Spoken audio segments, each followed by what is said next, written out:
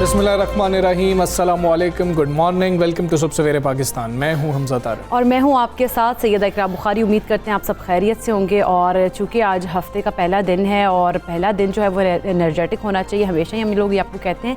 अच्छा हमजा, एक old Roman proverb मैं पढ़ रही थी, उसमें यह था कि सीज द डे, मतलब ये कि आप हेजिटेट ना करें, कोई भी काम कर रहे हों तो आप जो है वो अपना जो दिन है उस पर आप अपना पूरा कब्जा कर लें। इस तरह से करें कि कोई भी काम करने लगे हेजिटेट ना करें कि जी इस काम का नतीजा पता नहीं क्या होगा, क्योंकि बहुत सा हम लोग ये कभी भी हम लोग काम करते हैं, कामयाबी हम लोग तब नहीं पा पाते हैं क्योंकि हम लोग हेजिटेट कर रहे होते हैं, पता नहीं इसका जो है रिजल्ट क्या निकलेगा, आउटकम क्या होगा, तो हम कंफ्यूजन में रहते हैं। तो जो कंफ्यूजन के हम पिंजरे में अपने आप को हमने कैद किया तो उसमें से निकलना चाहिए और अपने आप को जो है ना, अपने आप जो आपके अंदर है ना पोटेंशियल है उसको बाहर लेके आए और अपना काम जो है वो फोकस होकर करें। जो आपने मेहनत की है उसको प्रेजेंट भी उसी तरह से अच्छे तरीके से करें और बिल्कुल भी जो है ना घबराना नहीं चाहिए नताइज से। बिल्कुल ऐसे ही है, आपका दिन है, नया दिन है, आप जिस तरीके से चाहेंगे इसको उस तरह से बना सकते हैं। अगर माजी में आप फंसे रहेंगे, आज के रोज़ भी, हाल में भी माजी के बारे में सोचते रहेंगे तो आपका हाल भी अच्छा नहीं होगा। फिर मुस्तकबिल में भी आप जो है इस दिन के बारे में, जो कि आज का दिन है, उसके बारे में कुछ अच्छा नहीं सोच रहे होंगे और फिर आपकी कन्फ्यूजन, आपको लगेगा कि जी मैं तो कोई काम कर ही नहीं सकता या मैं कोई काम कर ही नहीं सकती हूँ, मैं तो नाकाम ही हो जाती हूँ, मुझे तो कोई काम करना ही नहीं चाहिए। हर दिन नया दिन है तो आप कुछ नया ट्राई कर सकते हैं। बिल्कुल नया ट्राई भी कर सकते हैं और इन उलझनों से बाहर निकलें कि पता नहीं इसका नतीजा क्या निकलेगा, पता नहीं कोई क्या कहेगा इस बारे में, अगर मैं ये कर लूँगा काम, तो इन चीज़ों से निकलें और जो अपने राइट्स हैं और जो आपका हक है उसके ऊपर काम करें और उसको मतलब आगे आए, आगे बढ़ें, घबराए नहीं। जिस तरह कि हमारे प्राइम मिनिस्टर भी कहते हैं, इमरान खान साहब भी कहते हैं, अक्सर कहते हैं कि घबराना नहीं है, तो उस घबराना को आप लोग अपनी लाइफ में लेके आए कि वाकई में आपने जो चीज़ें आप लोग आपके सामने आ रही हैं, दुनिया में अप्स एंड डाउन्स आते हैं आपकी लाइफ में, लेकिन उन चीज़ों से घबराना नहीं है। आप लोगों ने हेजिटेट नहीं करना है, जो काम आपने किया, जो मेहनत की है उसको आपने उसको जो है आगे प्रेजेंट भी उसी तरह से करना है, उसी नताइज से आपने नहीं परेशान होना है। बिल्कुल जी। तो सबसे पहले बात करेंगे वफाकी हुकूमत और इलेक्शन कमीशन के दरमियान जो इख्तलाफात हैं वो कम होने के बजाय अब बढ़ते चले जा रहे हैं और बयानबाजी शुरू हो चुकी है। एक बार फिर से बयान सामने आया, इलेक्शन कमीशन ने इल्ज़ाम तराशी पर 2 वफाकी वज़रा को नोटिस जारी किए, तो जवाब में chief election commissioner Sikandar Sultan Raja के किरदार पर एक बार फिर हुकूमत ने तहफ़्फ़ुज़ात का इजहार कर दिया। और वफाकी वज़ीर इत्तला फवाद चौधरी ने वफाकी वज़ीर टेक्नोलॉजी शिबली फराज के साथ प्रेस कॉन्फ्रेंस की और प्रेस कॉन्फ्रेंस करते हुए उन्होंने चीफ इलेक्शन कमीशन को आड़े हाथों लिया। उनका कहना था कि अपोजिशन और चीफ इलेक्शन कमिश्नर एक ही ज़ुबान बोल रहे हैं और इलेक्शन कमीशन के जो दूसरे मेंबरान हैं वो चीफ इलेक्शन कमिश्नर के फैसलों पर नजरसानी करें। अच्छा, जबकि शिबली फराज साहब ने इलेक्शन कमीशन को खबरदार किया है कि इलेक्ट्रॉनिक वोटिंग मशीन का मंसूबा 2028 पर नहीं हम जाने देंगे और पार्लियामेंट के मुश्तरका इजलास में इस बिल को मंजूर भी करवा लिया जाएगा। दूसरी जानिब हमजा मुस्लिम लीग नून की जो तर्जुमान है मरीम औरंगजेब, वो वफाकी वज़रा के साथ प्रेस कॉन्फ्रेंस जो उन्होंने की है उसके ऊपर रद्दअमल देती हैं और कहती हैं कि वज़ीर आज़म इमरान खान के हुक्म पर इलेक्शन कमीशन को ब्लैकमेल किया जा रहा है। उन्होंने कहा कि इलेक्शन कमीशन के जो अरकान हैं वो चीफ इलेक्शन कमिश्नर के खिलाफ बगावत पर उकसाना जो है उनको अगर उकसा रहे हैं तो उसके जो है ना आइन से गद्दारी और आइनी इदारों पर हमला करने के मुतरादिफ है। अच्छा, वफाकी वज़ीर इत्तलात फवाद चौधरी साहब ने कहा क्या था, आपको वो सुना देते हैं। तो इलेक्शनर के साहब के जब से वो आए हैं और जिस किस्म का उनका कंडक्ट रहा है उसके ऊपर हमें बड़े तहफ़्फ़ुज़ात हैं। यहाँ पर मैं जो दूसरे 2 मेंबरान हैं इलेक्शन कमीशन के, उनसे ये कहना चाहूँगा कि आप आगे बढ़िए और इलेक्शन कमिश्नर साहब के जो फैसले हैं उनको खुद रिव्यू करिए। चीफ इलेक्शन कमिश्नर जो हैं वो इस वक्त अपोजिशन की ज़ुबान बोल रहे हैं। तो चीफ इलेक्शन कमिश्नर हैं वो अपने आप को तनाज़ात से अलहदा करें, ये उनके ओहदे के मुनाफी है जिस किस्म की सरगर्मियाँ वो इस वक्त कर रहे हैं। और अगर वो तनाज़ात से अलहदा नहीं करना चाहते, उनको लगता है कि वो कुछ सियासत में कंट्रीब्यूट कर सकते हैं, फिर उनको चाहिए कि इस्तीफ़ा दे के वो सियासत में कंट्रीब्यूशन जो है वो अपनी करें।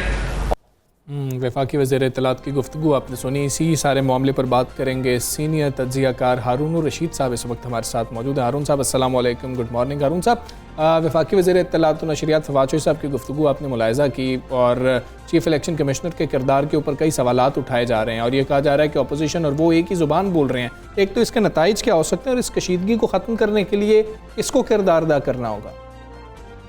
नहीं, देखिए ना, दोनों के रवैये में इंतहा पसंदी है। चीफ इलेक्शन कमिश्नर साहब हर तजवीज़ जो हुकूमत से आती है उसको मुस्तरद करते हैं। मसलन ये है कि ज़ाहिर है नादरा बेहतर लिस्टें बना सकता है, ज़ाहिर है सियालकोट में जो हलके थे उसमें उन्होंने गैर ज़रूरी मुस्तदी दिखाई, चंद हलकों में इलेक्शन हो सकते थे सही, और उसमें होते तो भी नतीजा यही होता, सही नतीजा आ जाता, जो धांधली थी उसका तदारक हो जाता। और इधर इनका ये हाल है, आग लगा दो, पैसे पकड़े हुए हैं। ये आप चीफ इलेक्शन कमिश्नर के बारे में बात कर रहे हैं कि किसी कांस्टेबल के बारे में बात कर रहे हैं? तो इसका दरमियानी रास्ता ये है कि कुछ हलकों में इंतखाबात करा लिए जाएं, अच्छा, और तजर्बा कर लिया जाए। बल्दियाती इलेक्शन में मसलन बड़े शहरों में करा लिए जाएं, तो ये बातचीत से हो सकता है। दोनों तरफ ऐसी बरहमी रहेगी तो खराबी होगी और मशीन का रास्ता कोई रोक नहीं सकता। 2004 से इंडिया में मशीन इस्तेमाल हो रही है। अगर मशीन में कोई कमी है, खामी है, उसको दूर किया जाए, वैसे उसका सिस्टम बहुत अच्छा। अच्छा, हाँ, ये जो इलेक्ट्रॉनिक वोटिंग मशीन है इस पर बहुत ज़्यादा तनकीद की जाती है। आप नहीं समझते इस इख्तलाफ राय को ख़त्म करने के लिए इलेक्शन कमीशन को, हुकूमत को और अपोजिशन को मिलकर बैठना चाहिए?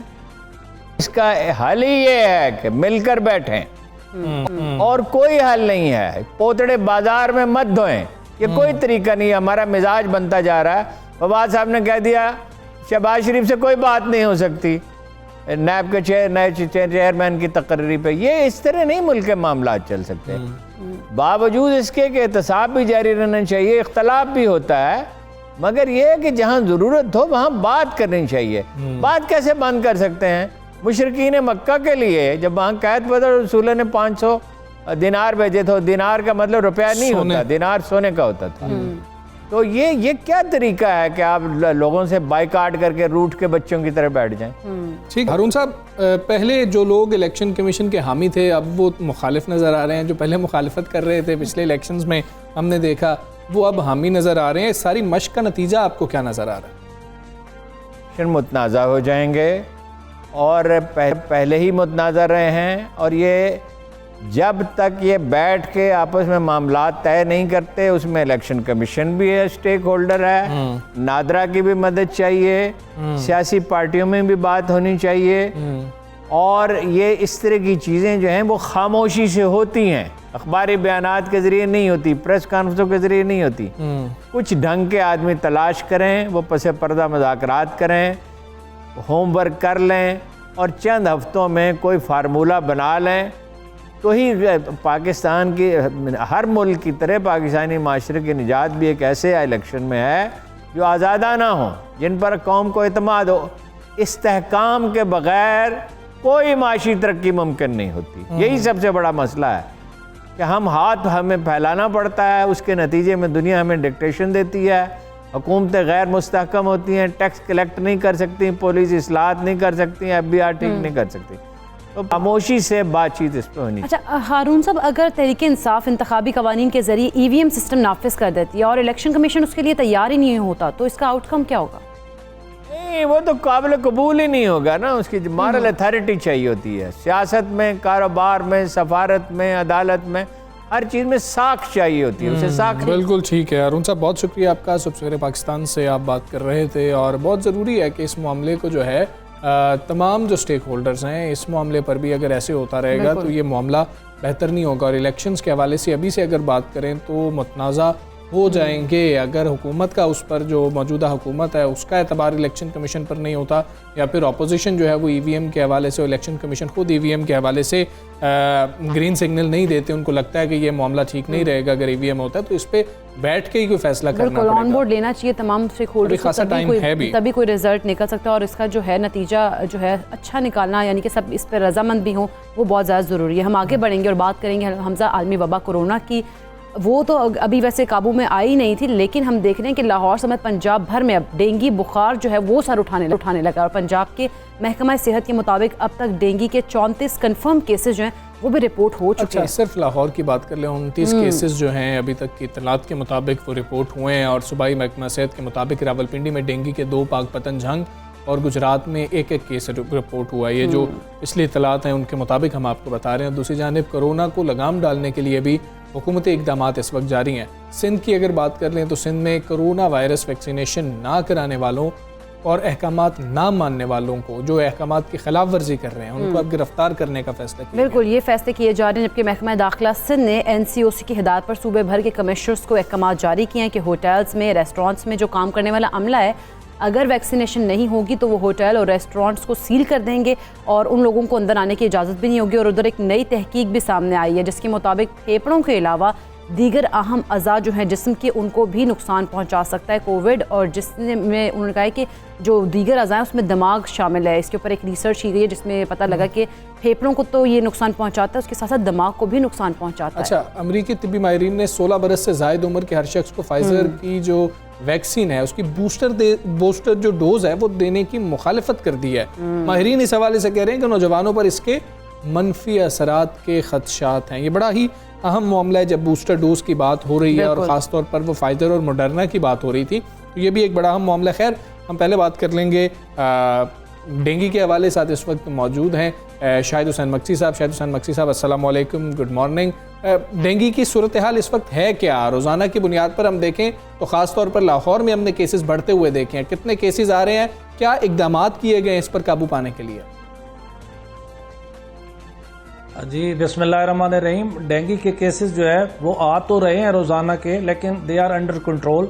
दरमियान में थोड़ी सी स्पाइक आई थी जिसके ऊपर लाहौर की टीमों ने बहुत अच्छे तरीके से उसको कंट्रोल किया। सर्वेलेंस एक्टिविटीज़ की टीमें डबल कर दी और उनको दूसरे टाउन से, इवन वाघा टाउन से भी टीमें बुला के उधर की सारे एंटामोलॉजिस्ट, सारे DHA की टीम, डिप्टी कमिश्नर साहब, हमारी team, director general health office की, CDC की टीम, हम सब जो है वो ऑन बोर्ड है।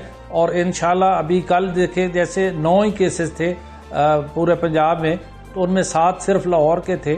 तो ये चीज़ें इंशाल्लाह we are trying to control it, और इंशाल्लाह ये कंट्रोल हो जाएंगी जल्दी। बिल्कुल। अच्छा मकसद साहब, जिस तरह से हम देख रहे हैं कि कोविड बहुत ज़्यादा फैल रहा है और उसके ऊपर सारा फोकस जो है कोविड के ऊपर है, उस वजह से तो नहीं डेंगू दोबारा से सर उठा रहा है? क्योंकि सारी तवज्जो हर एक की तो कोविड की जाने पर, तो डेंगू को इतना ज़्यादा नहीं कर रहे थे। लेकिन आप समझते हैं क्योंकि अब मौसम बदल रहा है तो डेंगू के हवाले से भी बहुत ज़्यादा हम लोगों को होना चाहिए अलर्ट कि ये भी फैल सकते हैं, इसको कंट्रोल अभी से कर लिया जाए। जी जी बिल्कुल, ये वाकई बात सही है कि कोरोना जो है वो वाकई मेन तवज्जो का मरकज़ था। लेकिन अब ये नहीं है कि उसको डेंगू को सारे लोग जो है वो नज़रअंदाज हो रही थी, ऐसी बात नहीं है। डेंगू की टीमें काम कर रही थी। अब हमने बिल्कुल 100% जो है जो डेंगू का स्टाफ है वो डेंगू का काम कर रहे हैं, और हम इंशाल्लाह केसेस को रोकने में जल्दी कामयाब हो जाएंगे। अच्छा ठीक है डॉक्टर साहब, पहले हम ये देखते थे कि स्प्रे होना शुरू हो जाते थे और घरों के अंदर जाके चेक किया जा रहा होता था, क्योंकि गर्मियों के अंदर ख़ास तौर पर एयर कूलर लगाए होते हैं, उसके पानी को देखा जाता था, गमलों को देखा जा रहा था। इस तरह की कोई ख़ास मुहिम नज़र नहीं आ रही है। हमारे अपने घरों में भी इस तरह से कोई टीम्स चेक करने के लिए नहीं आई है।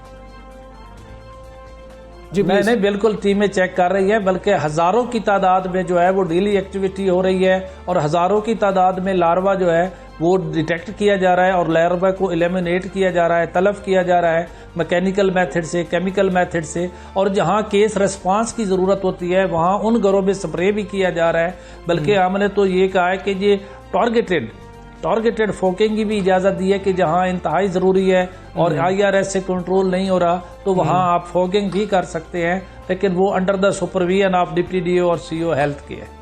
ठीक। अच्छा मकसद पहले हमारी सारी फोकस और सारी तवज्जो जो है वो डेंगू पर मौजूद है। बिल्कुल ठीक है। मकसद साहब, जिस तरह हम पहले देख रहे थे कि हॉस्पिटल्स में डेंगू वार्ड्स बना दी जाती थी, अब क्या किया जा रहा है? क्या डेंगू वार्ड्स मौजूद हैं? क्योंकि अब हम देखते हैं कि कोविड वार्ड को तब्दील कर दिया गया है। वो तो आपको पता है कि जैसे बहुत बड़ी ग्लोबल इमरजेंसी है तो उसको भी मतलब है ये, लेकिन ये नहीं है कि डेंगू के वार्ड खत्म कर, डेंगू के वार्ड मौजूद है। इस वक्त हमारे तमाम टीचिंग हॉस्पिटल्स में भी वार्ड मौजूद है, और हमारे डिस्ट्रिक्ट हेडक्वार्टर, तहसील हेडक्वार्टर हॉस्पिटल, उनमें भी जो है वो हमारे DHQ के ऊपर 10 बेड और THQ के ऊपर 5 बेड जो है वो हर जगह पे मौजूद है। ठीक है डॉक्टर साहब, आपने कहा कि आउट ऑफ कंट्रोल नहीं है सिचुएशन, लेकिन आवाम को इस बारे में पता होना बहुत ज़्यादा ज़रूरी है। अब आवाम ने कोरोना के बारे में इतना कुछ सुन रखा है कि उसके SOPs तो याद हैं। ज़रा डेंगू के हवाले से आवाम को आप क्या पैगाम, क्या मशवरा देना चाहेंगे कि अपने घरों में किन चीज़ों का ख्याल लाजमी तौर पर रखें?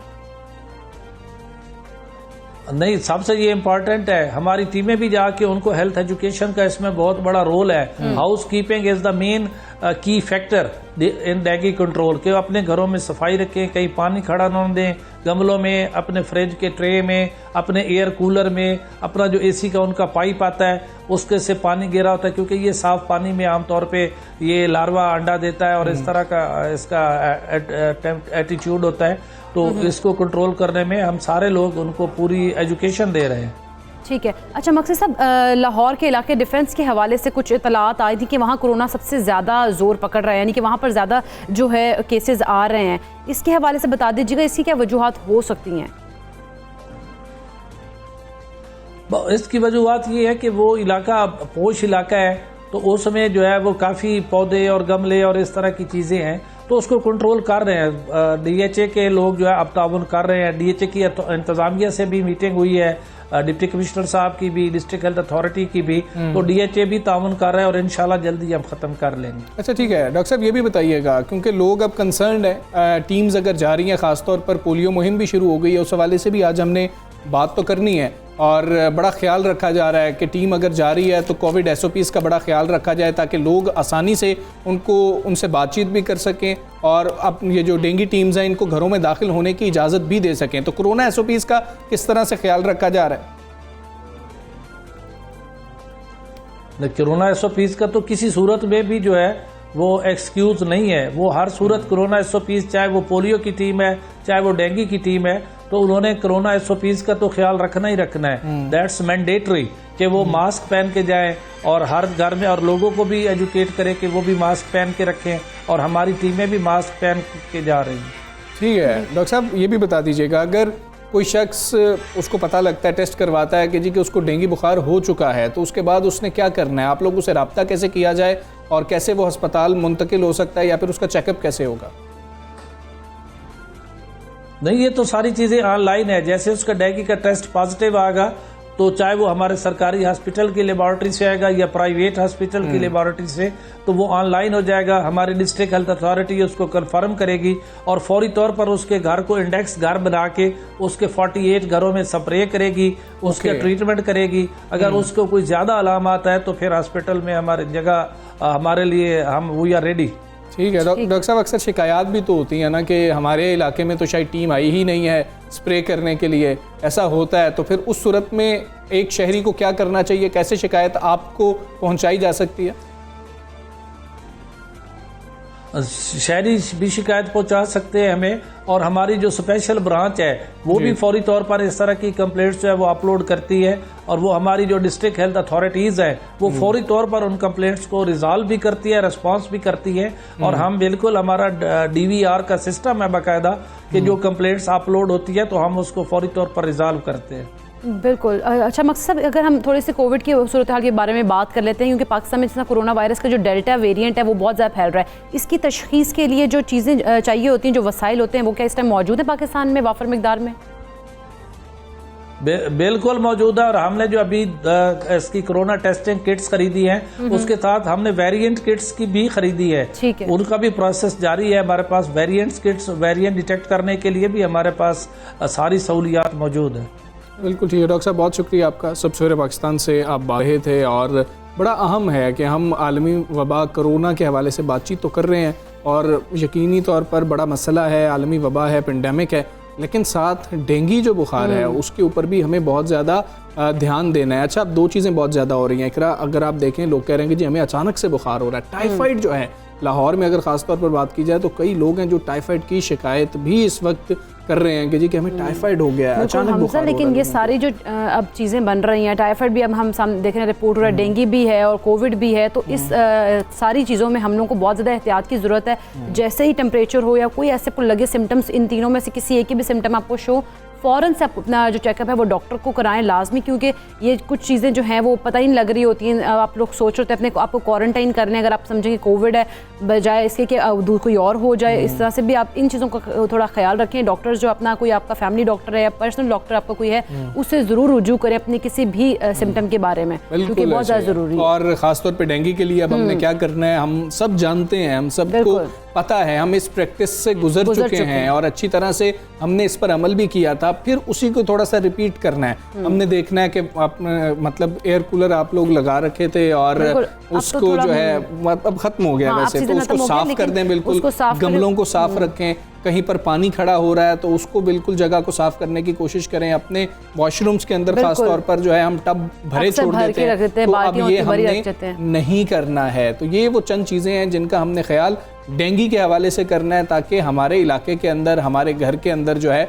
डेंगू लार्वा जो है वो किसी तरह से जब टीम्स आ रही होती हैं तो वो बरामद होता हुआ ना नज़र आ रहा हो। खैर, हमें ये सारी एहतियात करनी है। और आज डेंगू के हवाले से बात करना इसलिए ज़रूरी था कि हम कोरोना के अंदर इतने फंसे हुए हैं कि हम वो जो पहले हम जिन मसाइल का शिकार रहे हैं, जो हर साल हम देखते हैं कि डेंगू की जो वबा है वो आती है, और केसेस भी रिपोर्ट हुए हैं, क्योंकि लाहौर में ज़्यादा 29 केसेस ज़्यादा रिपोर्ट हुए हैं, तो उस हवाले से थोड़ा सा अलर्ट हो जाना चाहिए लाहौरियों को भी, बाकी लोगों को भी, बाकी तमाम जो लोग हैं पाकिस्तान में उन सबकी को। भारत के अंदर देख रहे हैं हालात बहुत ज़्यादा डेंगू के हवाले से ख़राब हो रहा है। खैर, आगे बढ़ेंगे, एक और ख़बर आपके साथ शेयर करनी है। पाकिस्तान अर्जेंटीना को 12 JF-17 थंडर ब्लॉक 3 जंगी तैयारे फरोख्त करेगा, जिनकी मालियत 66 करोड़ 40 लाख डॉलर है, यानी कि 111 अरब 55 करोड़ रुपए से जायद हो गए। रिपोर्ट के मुताबिक कहा जा रहा है कि लातीनी अमरीकी मुल्क अर्जेंटाइन ने इस खरीदारी के लिए अगले साल के बजट में रकम भी मुख्तस कर दी, और अर्जेंटाइन की फ़ज़ाइया ने हमजा अमरीका, रूस और भारत की जो पेशकश थी उसको मुस्तरद किया, जबकि पाकिस्तान से जंगी तैयारे खरीदने का फैसला किया है। क्या बात है, ये बड़ी एक कामयाबी है पाकिस्तान की, पाकिस्तान फ़ज़ाइया की, और ये बड़ी अच्छी चीज़ है। अब हम भारत के देख रहे थे, मैं कल ट्विटर को देख रहा था, तो भारतीय ख़ासतौर पर जो रिटायर्ड अफसरान है ना, फ़ौजी, वो बहुत ज़्यादा इससे जो है परेशान नज़र आ रहे थे। भारत की नाकामी इसको जो है गर्दान रहे थे कि जी के पाकिस्तान के तैयारे उन्होंने ख़रीदने का फ़ैसला किया है। भारत भी जो है बिड किए बैठा था, अमेरिका भी खैर वहाँ पर था, रूस भी था। तो ये सारे बड़ी अच्छी बात है, पाकिस्तान के लिए अच्छे साइन है, और पाकिस्तान कमाल करता चला जा रहा है। ऐसे ये हमजा JF-17 थंडर की डिमांड जो मुझे लगता है उस वजह से बड़ी है, वो जो हमारा 27 फरवरी का जो था ना, मुझे लगता है साथ एक चाय भी फ्री में जो है ना वो जा रही होगी। बिल्कुल ऐसे ही, इसीलिए उन्होंने कहा होगा कि पाकिस्तान की तरफ उनका रुझान ज़्यादा होगा कि पाकिस्तान से हम ये डील कर लेते हैं, बजाय इसके कि अमेरिका और इंडिया से करें। इससे तो ये पता लग रहा है कि ये कितने बेहतरीन तैयारे हैं, और पाक फ़ज़ाइया को जितना इस पर जो है मतलब कि सराहा जाए वो कम होगा, और ये पाकिस्तान के लिए एक बाइसे फ़ख्र और बाइसे इत्मीनान बात भी है कि अब हम देख रहे हैं जो बात की गई थी कि अब तो हम ऐसे तैयारे बना चुके हैं कि हम बाहर जो है वो बेच भी रहे होंगे। पहले हम खरीदते थे सिर्फ, लेकिन बिल्कुल अब हम बना रहे हैं, और जिस तरह से हमने रिजल्ट भी दिखाया, पूरी दुनिया ने रिजल्ट देखा JF-17 थंडर का, तो उस लिहाज से जो है वो फिर डिमांड भी उसकी ज़्यादा बढ़ गई, और जो लोग हैं वो मतलब बाहर की जो दूसरे ममालिक हैं उनका ध्यान इधर है, रुझान इधर पाकिस्तान की तरफ हुआ है कि हम पाकिस्तान से तैयारे जो है वो मंगवाएं। बिल्कुल जी, अभी हम एक ब्रेक लेते हैं और ब्रेक के बाद स्टे विद अस।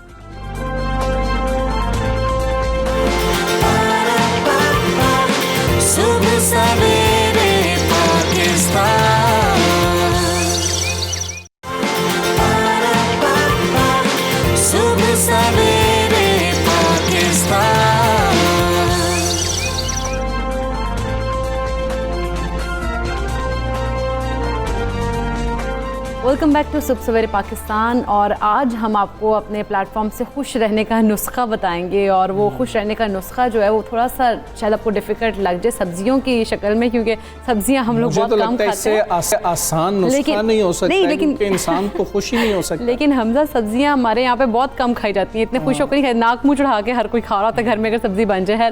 फल और सब्जियां ज़्यादा खाएं और ज़्यादा वर्जिश करें, इसको अपनी आदत बना लें, लाइफस्टाइल का हिस्सा बना लें। माहिरीन सेहत ने क्योंकि कह दिया है कि ज़िंदगी में अब ज़्यादा खुश रहने का जो आसान नुस्खा है वो ये है, और ये माहिरीन भी इसको आसान नुस्खा ही कह रहे हैं, आसान नुस्खा कह रहे हैं। लेकिन हम जो है हम इतने नाशुक्र, हम खुश तो हो नहीं सकते, लेकिन अगर हम इतने आसान नुस्खे के बाद भी खुश नहीं हो सकते ना, तो फिर भाई कोई चांस ही नहीं है, फिर खुश कराने के, खुश रखने के। बरतानिया में एक ये तहकीक की गई है जिससे ये बात सामने आ रही है कि फल और सब्जियां खाने और वर्जिश को मामूल बनाने से आपके इत्मीनान और मसरत में इजाफा हो सकता है। तो यानी कि अपनी डाइट कुछ बेहतर करें, अपनी रूटीन कुछ बेहतर करें, थोड़ा बहुत वर्कआउट किया करें, आप खुशी खुश हैं यार, इससे आसान क्या हो सकता है। बिल्कुल ऐसे है, फिर आप इधर उधर की जो फजूल सोचें वो आपको आएंगे नहीं, आप फोकस रहें फल और सब्जियां खाने में और साथ साथ वर्जिश करने में। अच्छा ये भी साथ मिलेगा मतलब फ्री में, इधर उधर की सोचें इधर उधर की सोचें नहीं आएंगी ना, ये सबसे अच्छी बात है कि आप इधर उधर की सोचें ना आए, अपना फोकस सिर्फ रखिए इन चीज़ों पे, फल सब्जियां खाएं, आराम से वर्जिश करें, अपने आप को पर ध्यान दें, तो फिर मेरा ख्याल है कि इधर उधर की सोच नहीं आएगी तो खुश ही रहेंगे। करना कैसे है अब मसला ये है, सवाल ये पैदा होता है कि जी कि अगर इकरा कह रही है कि सब्जियां खाना बड़ा मुश्किल काम है, फल खाने के हवाले से ख़ास तौर पे हम ये कहते हैं कि यार फल जो हैं अब क्या कौन से फल खाते रहे, अब बड़ी आबादी को देखें, उनकी आमदनी भी कम हुई है, वो कह रहे हैं कि जी कि अब हम फ्रूट्स को तो शायद अफोर्ड ही नहीं कर सकते। वो कौन से फ्रूट्स हैं जो हम अफोर्ड भी कर सकते हैं और हमें लाजमी तौर पर खाने भी चाहिए, कुछ बजटिंग करनी चाहिए, बता सकती हैं फिर। और हमारे ज़ैनब गोंदल सी जानते हैं, ज़ैनब हमारे साथ मौजूद। अस्सलाम वालेकुम, मॉर्निंग। ये आसान नुस्खा जो है ये आसान वाकई है या फिर नहीं, ये मुश्किल है? ये नुस्खा बहुत आसान है, हमने खुद इसको मुश्किल बनाया हुआ है। अगर हम बर्थ के बिल्कुल बाद से ही देखें, जब बच्चों को वीनिंग फूड स्टार्ट कराते हैं 6 मंथ्स में 8 मंथ्स में, हम उनको सिर्फ फ्रूट्स देते हैं, हम उनको वेजिटेबल्स नहीं देते। वेजिटेबल मैक्सिमम देते भी हैं तो आलू देते हैं, और ये एक बड़ी कॉमन प्रैक्टिस है कि इसको आलू दे दो। और किसी सब्जी का, हाँ आपने और किसी सब्जी का नाम ही नहीं सुना होगा। बेसिक टेस्ट बर्ड्स हैं जो आपने डेवलप करते चले जाना है। अब बच्चों को बचपन पूरे में हमने वेजिटेबल्स दिए नहीं, जब वो 4-5 साल का हुआ ये कद्दू खाओ ये नहीं कहना कि ये खाने, ये खाओ। घर छोड़ दूंगा नहीं खाऊंगा, बच्चों के फिर ये हालात होते हैं। तो बच्चे फिर वाकई ही ये करते हैं और वो सारी लाइफ उस चीज़ को कभी भी नहीं खाते। दूसरा, हम बनाते उनको अपनी मर्जी से हैं और बच्चों पे इम्पोज करते हैं कि यही खाना है। हम ना तो उनको सब्जियां ग्रिल करके देंगे, ना बॉईल करके देंगे, ना किसी और सूरत में देंगे, हम देंगे उनको सालन की सूरत में। और वो सालन हमारे पास एक वाहिद और आखिरी हल होता है बच्चे के लिए कि सब्जी खाओ। अब फ्रूट्स की भी अगर हम बात करें तो बहुत गिने चुने फ्रूट्स हैं जो हम लोग खाते हैं, बाकी फ्रूट्स की तरफ हम जाना सोचते ही नहीं है सारी लाइफ। हम लोगों ने शायद एप्पल, बनाना, स्ट्रॉबेरीज भी बहुत कम लोग कंज्यूम करते हैं, थोड़े बहुत एप्पल फ्रूट खाए, इवन पियर, पीच, ये बहुत कम लोग कंज्यूम करते हैं। और उसके साथ मुझे तो हजम ही नहीं होता। भाई हजम कैसे होगा, उठ के चलो फिरोगे तो हजम होगा ना। वर्जिश जो है वो फिर यहाँ पे आ रहे थे कि वर्जिश करें ज़्यादा से ज़्यादा। वर्जिश आप बात कर रही हैं, लोग वॉक करने को तैयार नहीं होते। जब हम किसी को, मैं कन्विंस कर रही होती हूँ कम से कम 40 मिनट्स वॉक, तो वो आगे से 40 minutes walk, like it's nothing. 40 minutes late जाना है आराम से, एग्जैक्टली। नेटफ्लिक्स देखते लेटे रहेंगे लेकिन वॉक नहीं करेंगे। मैं तो फिर ये कहती हूँ कि टीवी पे अपना सीजन चला लें और उसके सामने वॉक कर लें, रूम में करते रहें, रूम में कर लें, बाहर ना जाएं बेशक, एक्सरसाइज भी वही रूम में कर लें। लेकिन उसका जवाब यही आ रहा होता है कि मेरे से होता नहीं है। वैसे बड़ी तादाद है, कहती कल से करेंगे, ये कल वाला मसला कैसे है? वो कल आज तक आई नहीं कभी भी, इसीलिए इसका बात ही ये, जो करना है वो आज से करें। आज सोचें कि आज से हेल्दी डाइट लेनी है। और सबसे बड़ा मसला ये है, हम में से अगर कोई सोच लेना कि मैंने हेल्दी डाइट लेनी है, तो उसके इर्द गिर्द वाले बड़े होते हैं, यार छोड़, तूने हेल्दी लेके क्या करना ये भी है वैसे। आज ये खा लेते हैं, आज ये खा लेते हैं, आज वो खा लेते हैं, आज कुछ और मंगवा लेते हैं, कल से फिर ये शुरू करेंगे। आज बाहर से खा लूं फॉर द लास्ट डे, कल से जो है हम हेल्दी खाएंगे, वो कल नहीं आता। दूसरा होता क्या बात है, बड़ी डाइट शाइट हो रही है, वो बंदा ऐसा सोचना शुरू हुआ था कि पता नहीं मैं कुछ गलत, मैंने क्राइम कर दिया कि मैंने अपनी सेहत के बारे में सोच लिया। बिल्कुल। इवन ग्रीन टी आप किसी के सामने पी रहे हो तो वो आपको जो है इतना सार्कास्टिक होकर देखने लग जाते हैं, यार तुम ग्रीन टी पीते हो, बजाय कि आप किसी को कन्विंस करें कि वो हेल्दी डाइट पे आए, हम उल्टा उनको जो है वो ड्रैग करते हैं कि वो वापस डिमोटिवेट कर रहे हो। एग्जैक्टली, डिमोटिवेट करते हैं कि वो अपनी उन्हीं हैबिट्स पे रहे, उन्हीं डाइट पे रहे। अब अगर डाइट की बात की जाए कि उसको लेना कैसे है, करना कैसे है, अगर आप अपना खुद से प्लान बना लें, नहीं जाना चाहते किसी के पास, ना जाएं, अपना प्लान बनाएं और ये डिसाइड कर लें ये लाइफ में कोई बीमारी है, मसला है, नहीं है, आप तंदुरुस्त हैं, बच्चे हैं, बड़े हैं, बूढ़े हैं, सबका एक ही नुस्खा है, जितना अंदर डाला है उतना बाहर निकालना है। जितना इनपुट है उतनी ही आउटपुट होनी चाहिए। अब इसका एक बेहतरीन ये हल हम जो सोचते हैं वो ये सोचते हैं, मैंने 10 मिनट खाना खाया, मैं 10 मिनट वॉक करूंगा, ये बर्न हो जाएगा। अच्छा। नहीं, 10 मिनट में आपने कितनी कैलोरीज कंज्यूम की हैं वो मैटर करता है। और उन कैलोरीज को कितने टाइम बर्न करेगा में, तो उनको बर्न करना। और कम से कम 40 to 60 मिनट्स आपको उनको बर्न करने में लगते हैं, लेकिन हम उन्हें बर्न करने के लिए तैयार नहीं होते। हम 10 मिनट वॉक करके कहते हैं आज तो मैंने इंतहा कर दी, देखो मैं पतला नहीं हो गया। हम बेसिकली करते पतले होने के लिए, हम हेल्दी होने के लिए पतले करते नहीं है। अच्छा, एक और मसला भी होता है ज़ैनब, यहाँ पे ये भी मसला होता है कि हम 2 दिन बाद सोच रहे होते हैं कि कमाल हो जाना चाहिए था और अभी तक वो करिश्मा नहीं हुआ, तो ये सब फ्रॉड है, तो कल से मैं फिर से वापस अपनी रूटीन में जा रहा हूँ। तो ये क्या मसला है कि हम 1-2 दिन में ही पूछना शुरू कर देते हैं फ़र्क पड़ा है, इससे कितना फ़र्क पड़ता है हमारी सेहत को? ये बेसिक हम अपने माइंड की सेटिस्फैक्शन के लिए कर रहे होते हैं। हमें लगता है कि जो चीज़ करनी है वो 1 दिन में कर लें। अब हमें स्किन का ग्लो जो है, अगर लड़कियों की स्पेशली बात करूँ, वो 1 दिन में चाहिए होता है। बिल्कुल ऐसे ही। सब्जियां नहीं खानी, नहीं कुछ घंटे में पार्लर में से जाके वापस आए, वो तो कहती है हमारा ये स्किन ग्लो है बस। हाँ, स्किन ग्लो हो जाएगा, लेकिन स्किन ग्लो को अंडरस्टैंड करना ज़रूरी है कि बाहर से नहीं होता। जब तक आप डाइट नहीं ले रहे, सब्जियां नहीं खा रहे, फ्रूट्स नहीं खा रहे, वॉक एक्सरसाइज नहीं कर रहे, ये तीनों चीज़ें ही इंपॉर्टेंट है और तीनों करने के लिए तैयार नहीं, लेकिन हम एक्सपेंसिव से एक्सपेंसिव प्रोडक्ट लेके लगाने को तैयार हैं। हम बनाना खाने को तैयार नहीं है, लेकिन बनाना पील्स लगाने को तैयार है। हमारे हर चीज़ जो है वो हमें प्रोडक्ट्स में चाहिए, हम खुद नहीं खा सकते।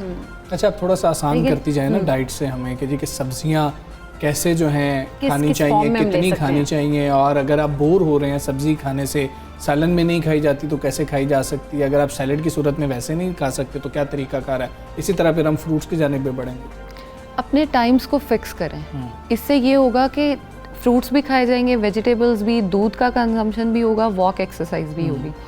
अपना टाइम फिक्स करेंगे तो बॉडी को आदत हो जाएगी मुझे इस टाइम ये मिलना है। वो स्टार्वेशन मोड में नहीं जाएगी कभी भी।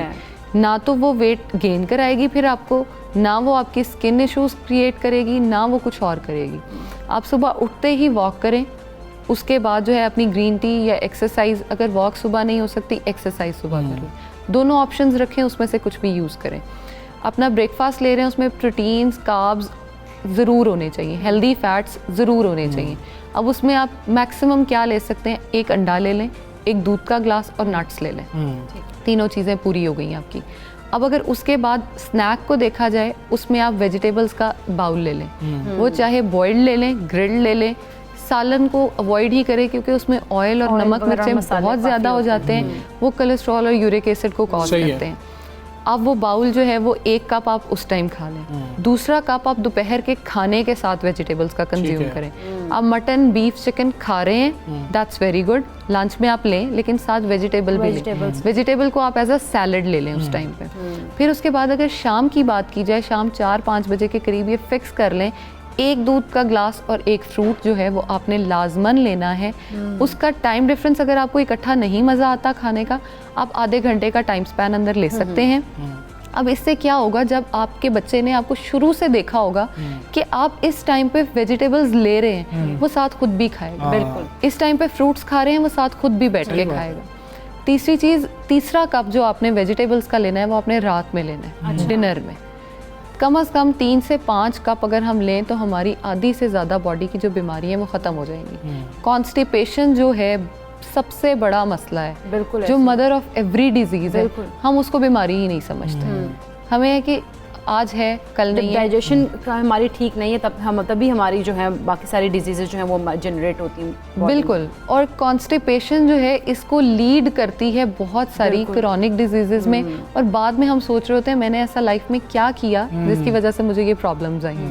अब अगर आप इस प्लान को फॉलो नहीं कर सकते, आप अपना एक अलग प्लान बना लें जिसमें आप ये सोच लें अपनी अकॉर्डिंग कि आपको क्या ईजी है। अगर आप काम पे जाते हैं, जॉब है आपकी, बिजनेस है आपका, आप वहाँ पे साथ एक बॉक्स कैरी कर लें, उसमें आप वेजिटेबल्स का एक पोर्शन बना लें, एक फ्रूट्स का पोर्शन बना लें। एक टाइम पे आप वेजिटेबल्स कंज्यूम करें, दूसरे टाइम पे आप फ्रूट्स कंज्यूम करें। अच्छा ज़ैनब, आपने ये जो दूध की बात की थी ना कि ये शाम में 4 से 5 बजे में आप दूध और साथ में जो है एक फ्रूट खा लें, लेकिन शाम 4 से 5 बजे हमारी आधी से ज़्यादा आवाम जो है वो टी टाइम कंसीडर करती है और चाय वगैरह लेती है और दूध से मतलब अवॉइड ही करते हैं। रात में अक्सर कहते हैं कि सिर्फ रात में दूध लेना, तो उसका हल क्या हम निकाल सकते हैं? जो टी टाइम है वो कर लें, कोई मसला नहीं है, रात में दूध का ग्लास ले लें। बेसिक जो दूध है उसमें शुगर्स जो होती हैं वो बहुत ज़्यादा होती हैं, तो इसलिए उसको अवॉइड करना चाहिए कि सोने से कम 2-3 घंटे पहले आप दूध ना पिए। उसको अवॉइड करें। एक ये, दूसरा आपके दांतों में वो लगा रह जाता है तो आपके दांतों का इनेमल जो है वो उसको ख़राब कर देता है।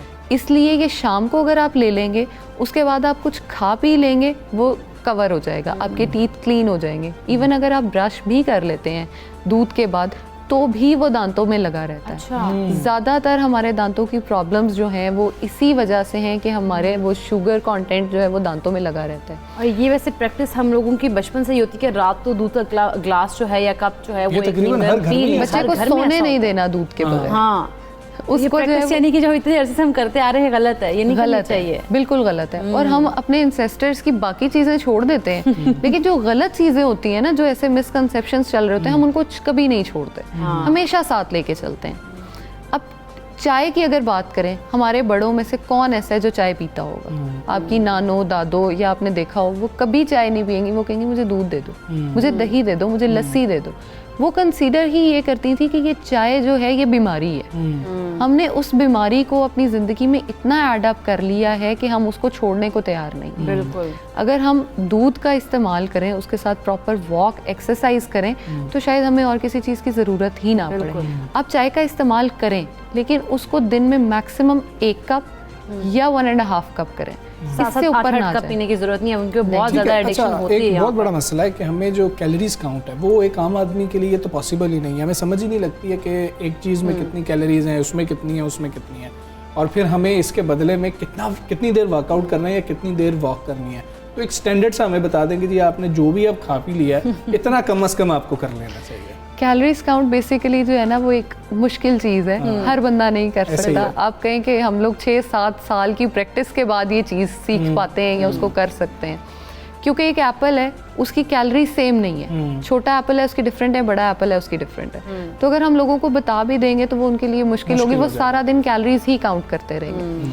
आप ये चीज़ देख लें कि मैक्सिमम भी आपने जो है वो वॉक करनी है 1.5 आवर या एक्सरसाइज करनी है, कम से कम 40 मिनट करनी है। ठीक है। क्योंकि आधे घंटे में आपके सिर्फ कार्ब्स और प्रोटीन ही बर्न होता है। जब फैट बर्न होने का टाइम आता है, उस टाइम हम थक चुके होते हैं। बेसिक बॉडी थकती ही इसलिए है क्योंकि जितनी बाहर एनर्जी थी वो सारी निकल गई।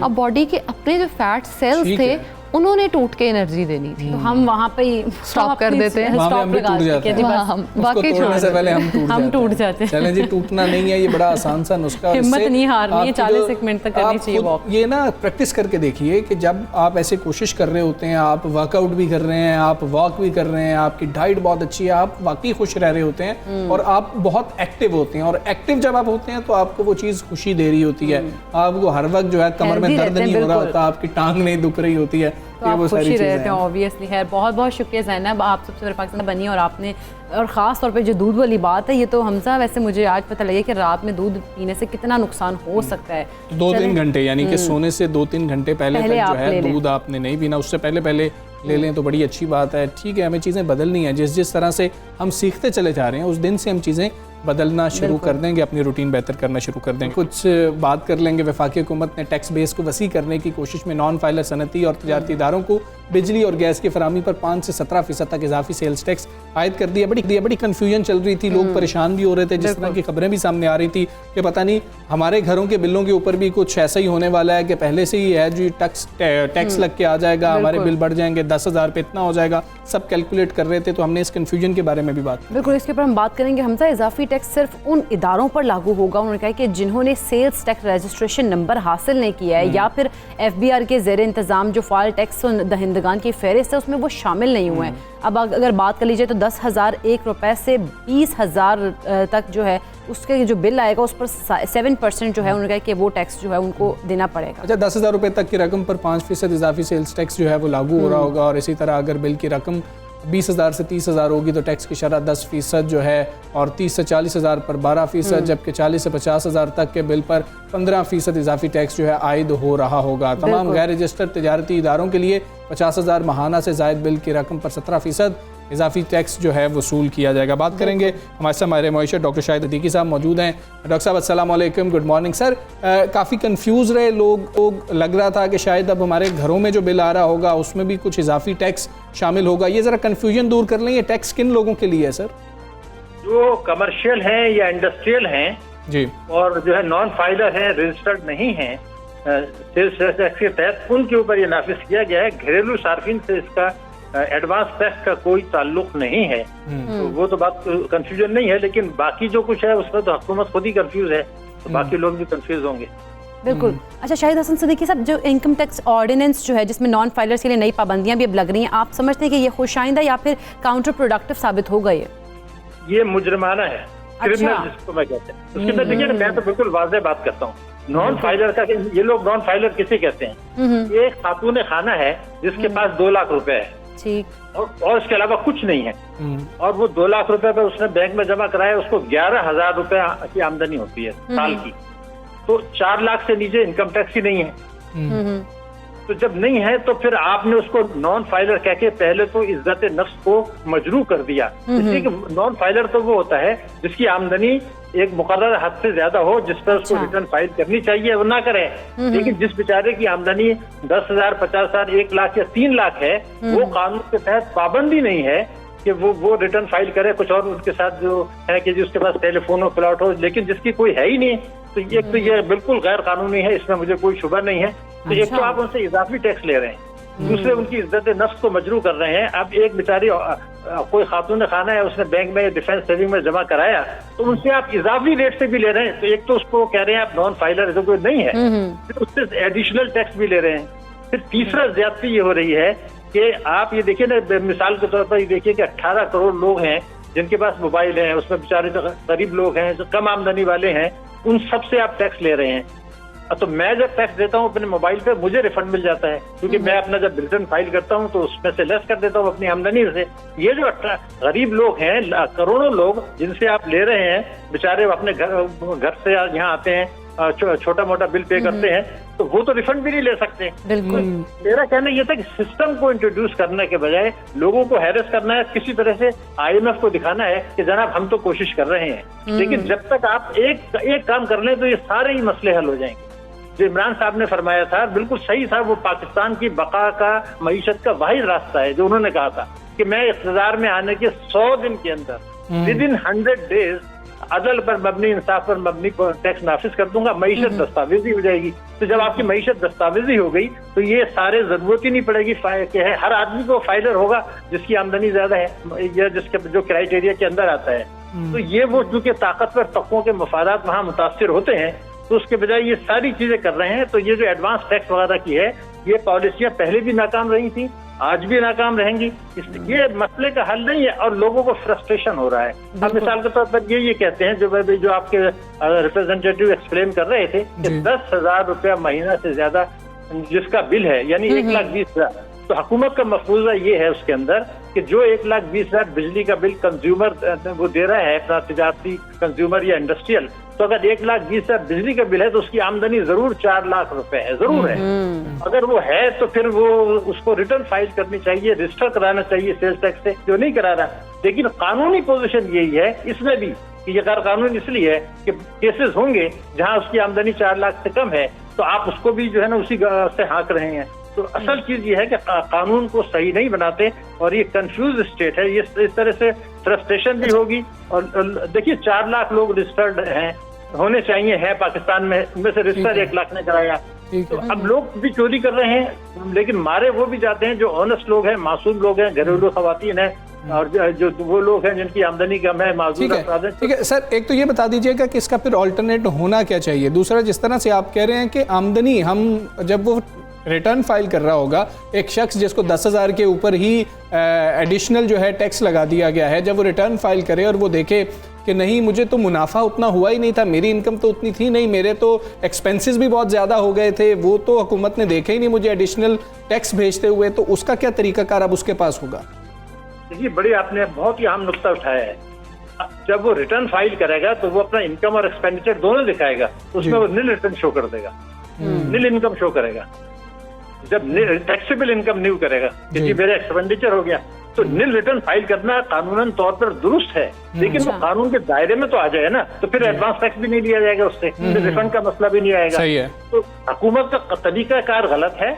और मैंने जैसे बताया कानूनी पोजीशन भी ये है कि अगर फिर भी 4 लाख आमदनी नहीं है, लेकिन सिस्टम पे लाने का ये तरीका नहीं है जो आपने पहला सवाल पूछा, वो लाना है आप मईशत को दस्तावेजी बनाएं, जो पाकिस्तान की तमाम पार्टियां बड़ी जो हैं, इवन फौजी हुकूमत, उनका भी बुनियादी नुक्ता यही, अगर आप दस्तावेजी बनाकर और लोगों को हर किस्म की आमदनी पर टैक्स नहीं लगाते, तो ये इनडायरेक्ट टैक्सेस जो हैं जो जैसे मोबाइल का मैंने बताया, डिपॉजिटर्स का बताया, आम लोगों का बताया, और लोगों पर आप जो है वो पेट्रोलियम लेवी लगा दिए, ये वो तमाम चीजें हैं जो मईशत को तबाह कर रही हैं। और क्राइसिस ऑफ कॉन्फिडेंस, अब लोगों को एतमाद नहीं रहा, वो कहते हैं जी ये तो सब सिस्टम भी खराब है, तो मैं जहां तक भी बच सकता हूँ बचूं।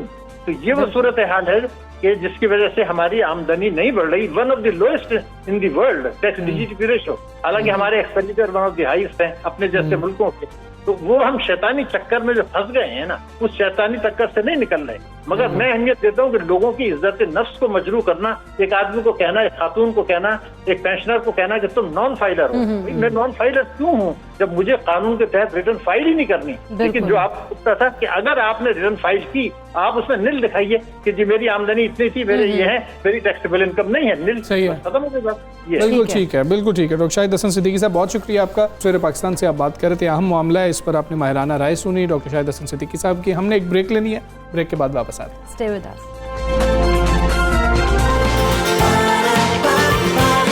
सुबह सवेरे पाकिस्तान, सुबह सवेरे पाकिस्तान।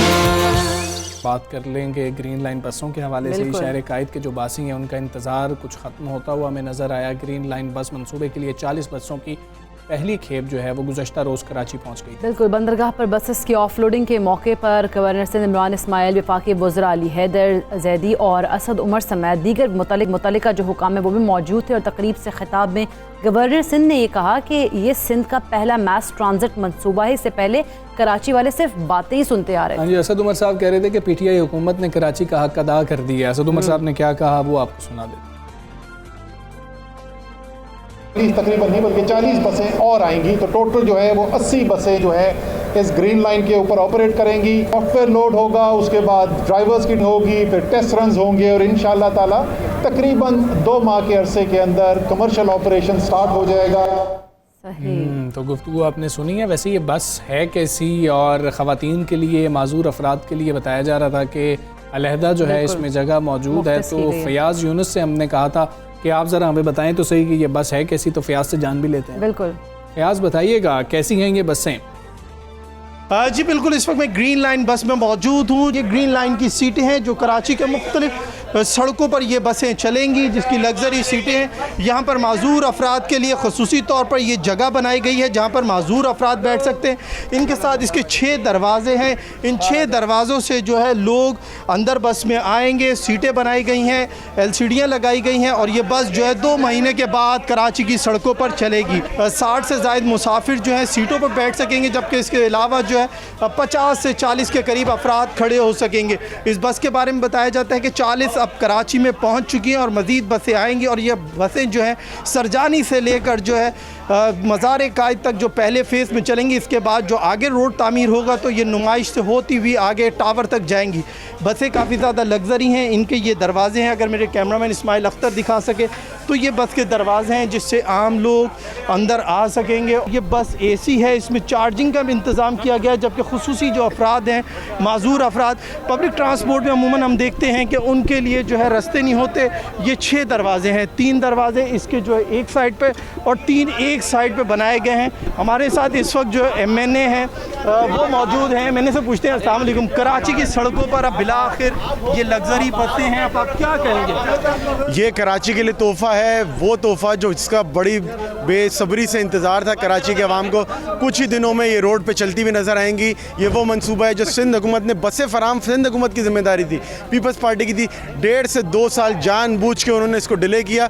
बिलाखिर वज़ीर आज़म ने वादा किया कि बसें भी वफाकी हुकूमत लाएगी, ट्रैक भी वफाकी हुकूमत डालेगी, और आज जो है वो वादा पाए तकमील होते जा रहा है। हम अमूमन देखते थे कि कराची वाले जब पिंडी जाते थे, इस्लामाबाद जाते थे, लाहौर जाते थे, मुल्तान जाते थे, पेशावर जाते थे, वो देखते थे मेट्रो बस। तो अब क्या कहेंगे, आप भी देखते होंगे मेट्रो बस? देखें, बिल्कुल, मैं पेशावर भी गया, लाहौर भी गया। मुल्तान जैसा शहर जिसकी 30 लाख आबादी है, कराची का एक ज़िला 30 लाख का है, और यहाँ पे 7 ज़िले हैं। तो मतलब कराची के साथ एक, मैं समझता हूँ कि एक ज़्यादती थी कि कराची को ऐसा मंसूबा बेसब्री से इंतज़ार था। सबसे ज़्यादा कहीं अगर ज़रूरत थी कराची को थी। इंशाल्लाह कुछ ही दिन हैं फिर ये बसें रोड पर चलती नज़र आएंगी। शुक्रिया। देखिए बिल्कुल ये कराची की बस सर्विस है जो अब कुछ दिनों बाद कराची की सड़कों पर चलेगी और मैं भी इस बस सर्विस में बैठूंगा क्योंकि मैं काफ़ी अरसे से इंतज़ार कर रहा था कि कोई अच्छी पब्लिक ट्रांसपोर्ट आए जिसमें हम सफ़र कर सकें। लाहौर में मेट्रो बस चलती थी, मुल्तान में चलती थी, तो कराची वाले उन बसों को देखते थे, लेकिन अब कराची वालों की भी सुन ली गई है। जी हाँ जी, कराची वालों की भी सुन ली गई है और ग्रीन बसेस जो थी वो अब कराची में आ गई हैं। बहुत शुक्रिया फ़याज़ यूनुस, अब हमें आगाह करते हैं। इसी हवाले से हम बात करेंगे वफाकी वज़ीर IT अमीनुल हक साहब हमारे साथ मौजूद हैं। अस्सलाम वालेकुम, गुड मॉर्निंग अमीनुल हक साहब। ये जो कराची में ग्रीन लाइन बसेस की आमद हुई है, अब आप समझते हैं कि इससे बहुत हद तक तो नहीं लेकिन कम से कम थोड़े जो हैं जो शहरियों के मसाइल हैं कराची के ट्रांसपोर्ट के खास तौर पे शहरियों के लिए जो मसाइल हैं वो अब इससे कुछ हद तक कंट्रोल होंगे? जी इकरा, बिल्कुल आप सही फरमा रही हैं कि उम्मीद की किरण पैदा हुई है और कराची के अवाम के लिए बड़ी खुशखबरी है कि आज 21वीं सदी में रहकर चिंची रिक्शा पे सफ़र करना, ख़वातीन को आपको देख करके सुबह 7 से लेकर 9 बजे तक और फिर दोपहर में जब वो कॉलेज यूनिवर्सिटी से वापस आ रही होती है तो बड़ी खौफनाक सूरत हाल होती है। मैं ये समझता हूँ कि MKM पाकिस्तान और वफाकी हुकूमत के साथ जो मुआहदा हुआ था कि अर्बन डेवलपमेंट पैकेज, आज वो हमें ग्रांट होता हुआ नज़र आ रहा है। अल्हम्दुलिल्लाह 40 बसें आ चुकी हैं, 40 मेरा ख्याल अगले हफ्ते भी आ जाएंगी। और ये तमाम क्या है, ये स्टेट ऑफ द आर्ट बसें हैं और बुनियादी तौर पे इकरा ये जिम्मेदारी किसकी बनती थी, ट्रांसपोर्ट की जिम्मेदारी किसकी बनती है? 18वीं तरमीम के बाद मुकम्मल जिम्मेदारी सूबाई हुकूमत की बनती है, लेकिन सूबाई हुकूमत की बेसी, नाहली, करप्शन और सियासी इंतकाम के बिना पर वो कराची को कुछ देने के लिए तैयार नहीं है।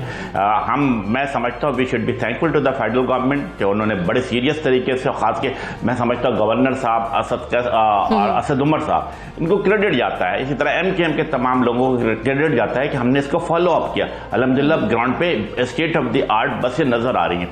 इसने बेनिफिट किया है, जैसे मेरा ख्याल फैयाज बता रहा था, हाँ जी, कि तमाम सीटों के सामने USB लगा हुआ है। ये सबसे अच्छी बात यह है कि पर्सन विद डिसेबिलिटी के लिए भी आसानी पैदा रहेगी। तो मैं समझता हूँ कि यस, ये पहला काम हमने शुरू किया है कि बसें, ग्रीन बसें लाकर, इसके बाद फॉलो अप में मुख्तलिफ चीजें हैं। अगर आप चाहें तो मैं उनको उन तमाम चीजों को भी गिनवा देता हूँ।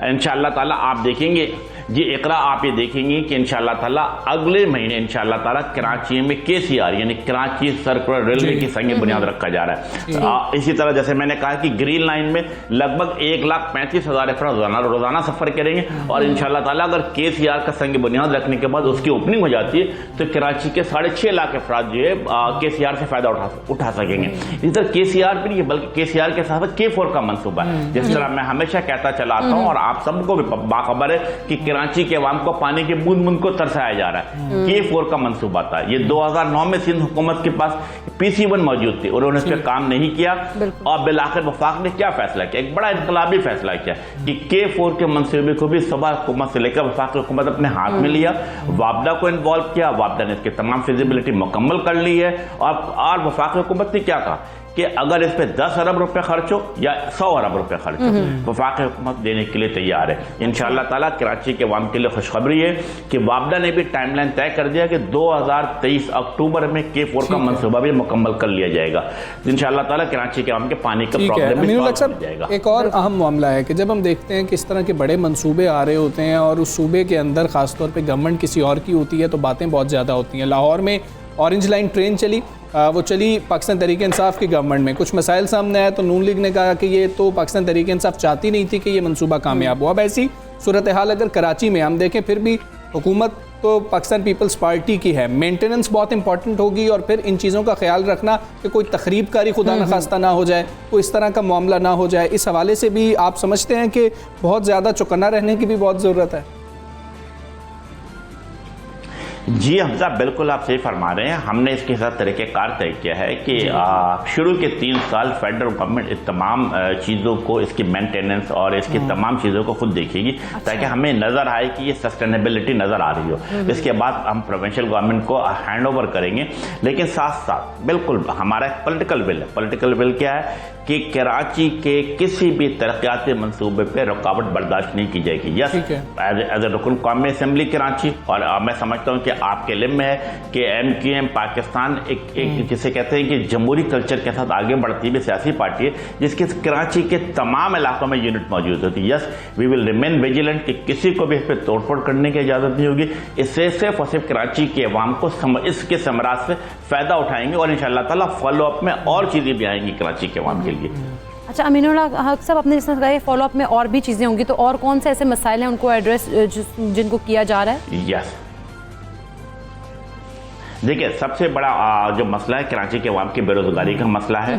बेरोजगारी के मसले पे भी काम हो रही है कि नए नए प्रोजेक्ट शुरू किया जाए। इसी तरह जब आप देखेंगे ग्रीन लाइन का मनसूबा हमने शुरू किया, जिसपे मुख्तलिफ टेक्निकल तौर पे ड्राइवर की बुनियाद पे, टेक्नीशियन की बुनियाद पे, इंजीनियर की बुनियाद पे, IT एक्सपर्ट की बुनियाद पे अपॉइंटमेंट होंगे तो कराची के अवाम को इससे भी फायदा पहुंचेगा। और सबसे अच्छी बात जो मैं आपके खुशखबरी सुनाना चाहता हूँ, मैं समझता हूँ कि ये जो आपका जो 92 चैनल है पाकिस्तान के चंद बड़े चैनल में शुमार होता है कि आपको याद होगा कि मर्दमशुमारी के हवाले से MQM पाकिस्तान और PTI के साथ हमेशा बातचीत जारी रही है और माजी की हुकूमत में भी रही है। और हमने मुकम्मल तौर पे 2017 के सेंसस को मुस्तरद किया था और क्या कहा था कि इस मुल्क में दोबारा सेंसस कराया जाए। अल्हम्दुलिल्लाह गुड न्यूज ये है कि कल यानी मंगल के दिन कैबिनेट में ये प्रपोजल आ रहा है कि क्या आ रहा है, मैं आपको बता देता हूं कि इंशाअल्लाह ताला 2023 के इलेक्शन से पहले सेंसस को 14 महीने में मुकम्मल किया जाएगा पूरे पाकिस्तान के अंदर। हम इसे किसका क्या नाम दे रहे हैं? डिजिटल सेंसस का नाम दे रहे हैं। इंशाअल्लाह ताला आप देखेंगे कि 2023 के इलेक्शन जो है वो 2 नए सेंसस की बुनियाद पर इनेकाद किया जाएगा, जिससे वो तमाम शहरों को बिलखसूस सिंध में और बिलखसूस अर्बन सिंध के जो शहरी जिसे कराची की आबादी है, मेरा ख्याल है कि इन फिंगर्स तमाम लोग कहते हैं कि 3 करोड़ और 3 करोड़ की आबादी, लेकिन सेंसस में दिखाया गया 1.5 करोड़। तो मैं समझता हूँ कि ये बड़े अच्छा एक गुड न्यूज है पूरे पाकिस्तान के अवाम के लिए कि सबको पता है कि कराची तरक्की करेगा तो मुल्क तरक्की करेगा। ठीक है अमीनुल हक साहब, इससे हटकर एक चीज़ है क्योंकि फ्रीलांसिंग पोर्टल का जो इफ्तिताह किया गया है जो फ्रीलांसर्स के लिए ऑनलाइन रजिस्ट्रेशन के लिए, तो आपसे वो जानना भी बहुत ज़रूरी है। अभी हमारी कुछ फ्रीलांसर से बात हुई थी, वो कह रहे थे कि सिर्फ डेटाबेस है, अभी इसका शायद कोई ख़ास फ़ायदा नहीं होगा। सर इसके पीछे आइडिया क्या है और इस वक्त ये कितना फंक्शनल है, ये थोड़ा सा बता दीजिएगा।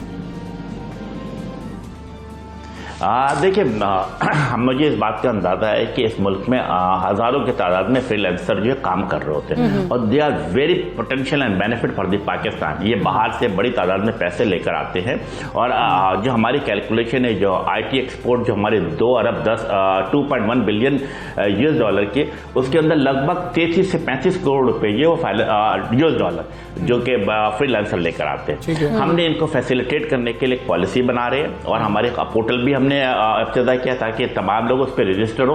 और इनके जो मसाइल है, हमें चंद मसाइल हमारे फिंगर टिप पर कि इनका बैंक अकाउंट खोलने में इनको मुश्किल होता है, इन्हें रेमिटेंस बाहर से लाने में मुश्किलात होती है। तो हम चाह रहे हैं कि तमाम लोग रजिस्टर्ड हो, इनका पॉइंट ऑफ व्यू सुना जाए, क्योंकि हम जिस तरह मैंने कहा कि हम जमहूरी कल्चर है, यानी हम चाहते हैं कि तमाम ये स्टेक होल्डर को हमारे साथ रजिस्टर्ड हो, उनका पॉइंट ऑफ व्यू हम शामिल करें, उसके बाद हम कोई पॉलिसी बनाएं। तो इंशाअल्लाह ताला हम पॉलिसी बनाने के स्टेज पे, फाइनल स्टेज पर है।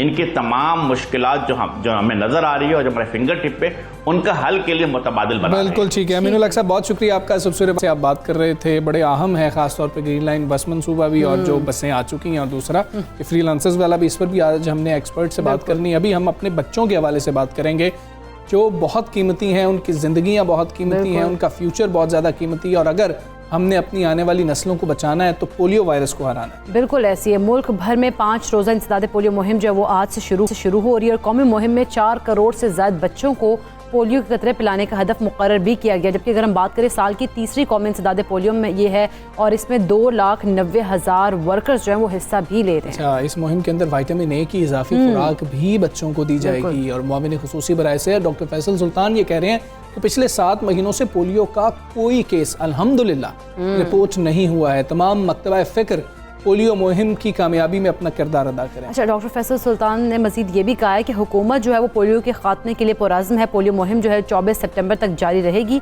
आप लोग जो हैं, आप लोगों का ये काम है कि अपने बच्चों को पोलियो के जो कतरे भी पिलाने आती हैं टीम्स, उनसे आप बच्चों को ज़रूर वो कतरे पिलाएं, क्योंकि वो उनकी जो है हिफाजत के लिए होगा। फ्यूचर में उनके लिए उस तरह की उनको पोलियो से रिलेटेड जो उनके जिस तरह से मसाइल हो जाते हैं बच्चों में, वो नहीं होंगे। और अगर किसी वजह से बच्चों को कतरे नहीं पहुँच पाते हैं तो ये सबसे अहम है, वालिदैन सेहत मुहाफिज हेल्पलाइन 1166 पर अपनी शिकायत दर्ज करें और दर्ज शिकायत पर फौरी कार्रवाई की जाएगी और बच्चों को फौरी तौर पर पोलियो से बचाव के कतरे पिलाए जाएंगे। ये सबसे अहम है। 1166 के ऊपर आप कॉल कर सकते हैं। हम बात करेंगे, हमारे साथ मौजूद हैं समी खान तरीन साहब। समी खान तरीन साहब, अस्सलाम वालेकुम, गुड मॉर्निंग।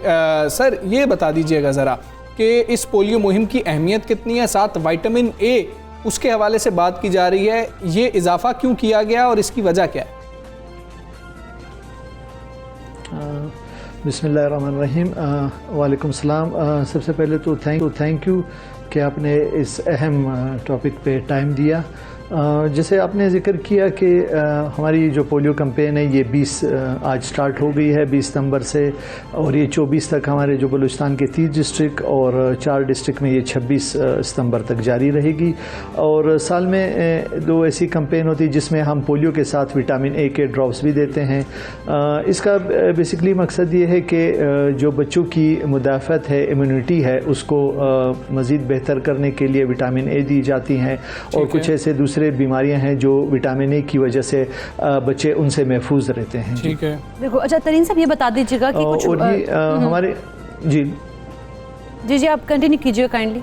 जी जी जी जी, तो इसमें हमारी टीमें क्योंकि घर घर जाती हैं, पोलियो के ड्रॉप्स देती हैं, और साथ इस दफ़ा जैसे आपने जिक्र भी किया कि विटामिन ए के भी करते दीजिएंगे। और ये विटामिन ए के ये जो हमारी टारगेट है ये 6 मंथ से 59 मंथ तक के जो बच्चे होते हैं उनको विटामिन ए दिए जाते हैं, और पैदाइश से लेके 5 साल तक के जो बच्चे उनको पोलियो के कतरे पिलाए जाते हैं। जी अच्छा तरीन साहब ये बता दीजिएगा, कुछ जो पेरेंट्स होते हैं वो हेजिटेट कर रहे होते हैं कि उनके बच्चे नौज़ायदा हैं या फिर थोड़े से उनको कोई मसला होता है, बीमार होते हैं, वो कहते हैं कि हमने अभी नहीं पिलाने कतरे, उनके लिए प्लीज़ बता दीजिएगा कि बतौर माहिर जो हैं वो आप कैसे देखते हैं, उनको क्या पैगाम देना चाहेंगे उन पेरेंट्स को? जी जी, जैसे हम बारहा ये कह चुके हैं कि पोलियो वैक्सीन बहुत ही एक सेफ़ वैक्सीन है, इसके कोई साइड इफ़ेक्ट्स नहीं हैं, कोई इसके नुकसानात नहीं हैं। आप पैदाइश से लेके 5 साल तक के बच्चों को ये कतरे पिला सकते हैं, और आपने देखा भी होगा कि इसके कोई ख़ास हमें नहीं नज़र आए कि कोई इनके कोई साइड इफ़ेक्ट हो। तो हमेशा वालिदैन से ये रिक्वेस्ट होती है, क्योंकि अब हम एक तरह से हम कह रहे हैं कि बहुत ही ट्रैक पे आ गए हैं। जैसे जिक्र किया गया कि पाकिस्तान में सिर्फ एक पोलियो का केस है, और लास्ट जो 7 महीने गुजरे हैं उसमें कोई पोलियो का केस रिपोर्ट नहीं हुआ है। इन्वायरमेंटल जो हमारे सैंपल माहौलियात के हैं उसमें भी पोलियो की जो मौजूदगी है बहुत ही कम हो गई है, ना होने के बराबर है। तो वालिदैन से ये रिक्वेस्ट है कि वो अपने बच्चों को ये 2 कतरे लाजमी पिलाएं। अब हम बिल्कुल जो हमारा हदफ है उसके नज़दीक पहुँच चुके हैं एक केस है, और मज़ीद इसी तरह की अच्छी कैंपेन और इन वालिदैन के ताउन की से हम पाकिस्तान को पोलियो फ्री कर सकते हैं। ठीक है डॉक्टर साहब, एक अहम चीज़ है यहाँ पर, जिस तरह से इकरा भी जिसको रेफ़र कर रही थी, वो ये होता है कि वैक्सीनेशन बच्चों की मुख्तलिफ हो रही होती हैं और वो टाइम के साथ होती चली जाती हैं, उसका भी एक तरीका कार होता है। तो पेरेंट्स कहते हैं क्योंकि हमने पोलियो की वैक्सीनेशन अभी करवाई है 1 हफ़्ता पहले, और अब मुहिम का आगाज़ हो गया है, क्योंकि हर बच्चे की वेरी कर रही होती है, वो टाइम वेरी कर रहा होता है, तो अगर वालिदैन ने वो वैक्सीनेशन करवा भी ली है तब भी इस पोलियो मुहिम में उनको हिस्सा बनना होगा, अपने बच्चों को पोलियो के कतरे पिलाने होंगे। जी बिल्कुल, बहुत अहम आपने ये नुक्ता उठाया। एक हम कहते हैं हमारी रूटीन इम्यूनाइजेशन जो हमारी होती है, जिसमें आपके और भी एंटीजन शामिल होते हैं जो मीज़ल के ख़िलाफ़ और आपके हेपेटाइटिस और BCG जैसे हम TB उनके ख़िलाफ़, वो एक रूटीन इम्यूनाइजेशन है, वो जारी रहेगी। उसका इस जो हमारी ये SIAs हम कहते हैं या NIDs कहते हैं, ये सप्लीमेंटल इम्यूनाइजेशन एक्टिविटीज़ होती हैं, ये अलग होती है। अगर आपने बेशक वो पिला दिया, लेकिन आपने इस कैंपेन में भी लाजमी वो पिलाना होगा। रूटीन वाली अलग है, वो तो आपने करनी ही करनी है, वो क्योंकि आप सेंटर्स पे जाते हैं, खुद जाते हैं, जबकि इन पोलियो कैंपेन में हमारी टीमें आपके घर पे आती हैं, तो ये आपने लाजमी पिलाना होता है। बेशक आपने कुछ दिन पहले भी पिला दिया हो, जो आपकी रूटीन इम्यूनाइजेशन है उसमें भी पोलियो शामिल है, 4 डोज होते हैं, लेकिन आपने ये जो सप्लीमेंटल जो एडिशनल डोज है ये लाजमी पिलाने हैं। जी अच्छा तरीन साहब ये भी बता दीजिएगा जो विटामिन ए को ऐड किया जा रहा है, ये इसका किरदार कितना अहम है, और सेकेंडली इसका बता दीजिएगा कौन से जो एज ग्रुप है या कौन से मंथ से स्टार्ट कर सकते हैं 5 साल तक, या हर जो 5 साल तक का ग्रुप है पूरा, उस पूरे ग्रुप को ही ये ड्रॉप्स देने होंगे? जी बिल्कुल, ये जैसे मैंने कहा विटामिन ए हम NID जो हमारी कंपेन होती है साल में 2 दफ़ा विटामिन ए लाजमी देते हैं। इसका फ़ायदा ये है कि आपकी जो मुदाफ़ती निज़ाम है उसको मज़ीद स्ट्रेंथन करना है बच्चों को, और ये विटामिन ए हम 6 मंथ्स ऑनवर्ड्स 5 साल तक के बच्चों को पिलाते हैं, यानी जो 6 महीने से कम बच्चे हैं उनको विटामिन ए नहीं देते, और पोलियो के जो ड्रॉप्स हैं वो हम पैदाइश से लेके 5 साल के बच्चों तक को देते हैं। बिल्कुल ठीक है डॉक्टर साहब, अक्सर ऐसा होता है ये पेरेंट्स को बताना बहुत ज़्यादा ज़रूरी है कि पेरेंट्स शिकवा करते हैं कि शायद टीम्स आई नहीं है या फिर टीम आई थी बच्चा घर में मौजूद नहीं था। तो अभी तो बताया गया कि 1166 पर लाजमी तौर पर आपने राबता करना है, और पेरेंट्स को ये बताना कितना ज़रूरी है कि इसका बाद में इलाज नहीं है, इसमें कोताही जो है वो आपके बच्चे को पूरी ज़िंदगी के लिए माजूर कर सकती है। हम पेरेंट्स को क्या समझाने में कामयाब हो गए हैं, अब पेरेंट्स का रवैया कैसा होता है टीम्स के साथ? जी बिल्कुल बहुत ही बेहतरी आई है। जो हमारी कम्युनिकेशन हो रही है या अवेयरनेस के सेशंस हो रहे हैं वालिदैन के साथ स्कूल्स में, और उलमा कराम हजरात से, टीचर से, मुख्तलिफ मकतबा फ़िक्र से हम बात कर रहे होते हैं, हमारे मुंतखब नुमाइंदे हैं, तो ये पैगाम बहुत अब पहुँच चुका है और वालिदैन को भी तकरीबन बात समझ में आ गई है। लेकिन कहीं कहीं पे ये एक मसला होता है कि बच्चे हर टाइम शायद घर पे नहीं होते, बाहर निकले होते, लेकिन इसके लिए भी हमने बाकायदा एक स्ट्रेटजी और मैकेनिज़्म बनाया हुआ है कि जब हमारी टीम आपके दरवाजे पे आती है, बच्चों को पोलियो के ड्रॉप्स पिलाती है, तो उसके बाद जो बच्चे वहाँ पे नहीं होते उनको रिकॉर्ड कर लिया जाता है। इसके बाद हमारी टीम उनसे ही पूछ के कोई टाइम फिक्स करती है और दोबारा उन घरों को विजिट किया जाता है। फिर उसके बाद कैंपेन के जो लास्ट 2 दिन हमारे होते हैं उनको हम कैचअप कहते हैं, यानी जो बच्चे रह गए हों किसी भी वजह से उनको भी उन दिनों में उनको पिला दिया जाता है। ठीक है, ठीक है। और यहाँ पे अहम बात यह है, जी प्लीज़ सर आम बात करें। यहाँ पे सबसे अहम बात यह है कि अहम बात है कि वालिदैन का ये फ़र्ज़ बनता है कि वो अगर बच्चे उनके किसी भी वजह से रह जाएं तो वो इंफॉर्मेशन करें। जैसे आपने नंबर भी बता दिया, उनकी टीमें, जो हमारी टीमें भी चल रही होती हैं, बार बार मॉनिटर्स भी आ रहे होते हैं, तो वो लाजमी इतला दे दिए करें कि मेरे बच्चे या हमारे घर में और कोई मेहमान बच्चे हैं वो रह गए हैं। बिल्कुल, पेरेंट्स का ये काम है कि वो इतला ज़रूर करें 1166 पर।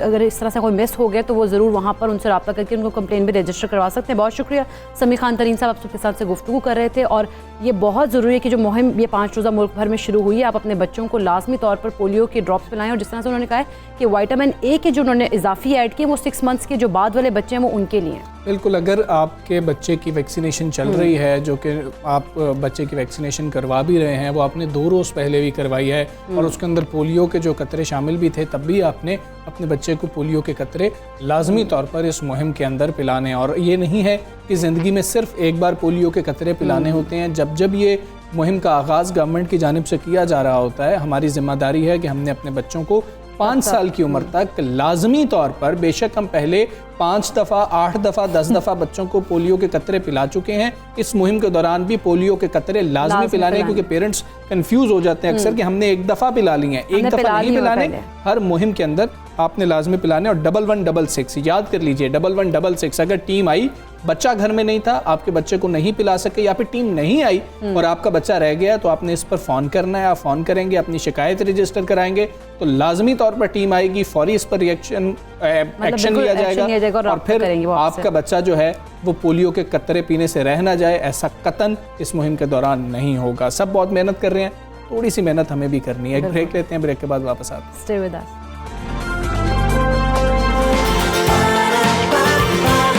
सुबह सवेरे पाकिस्तान, सुबह सवेरे पाकिस्तान।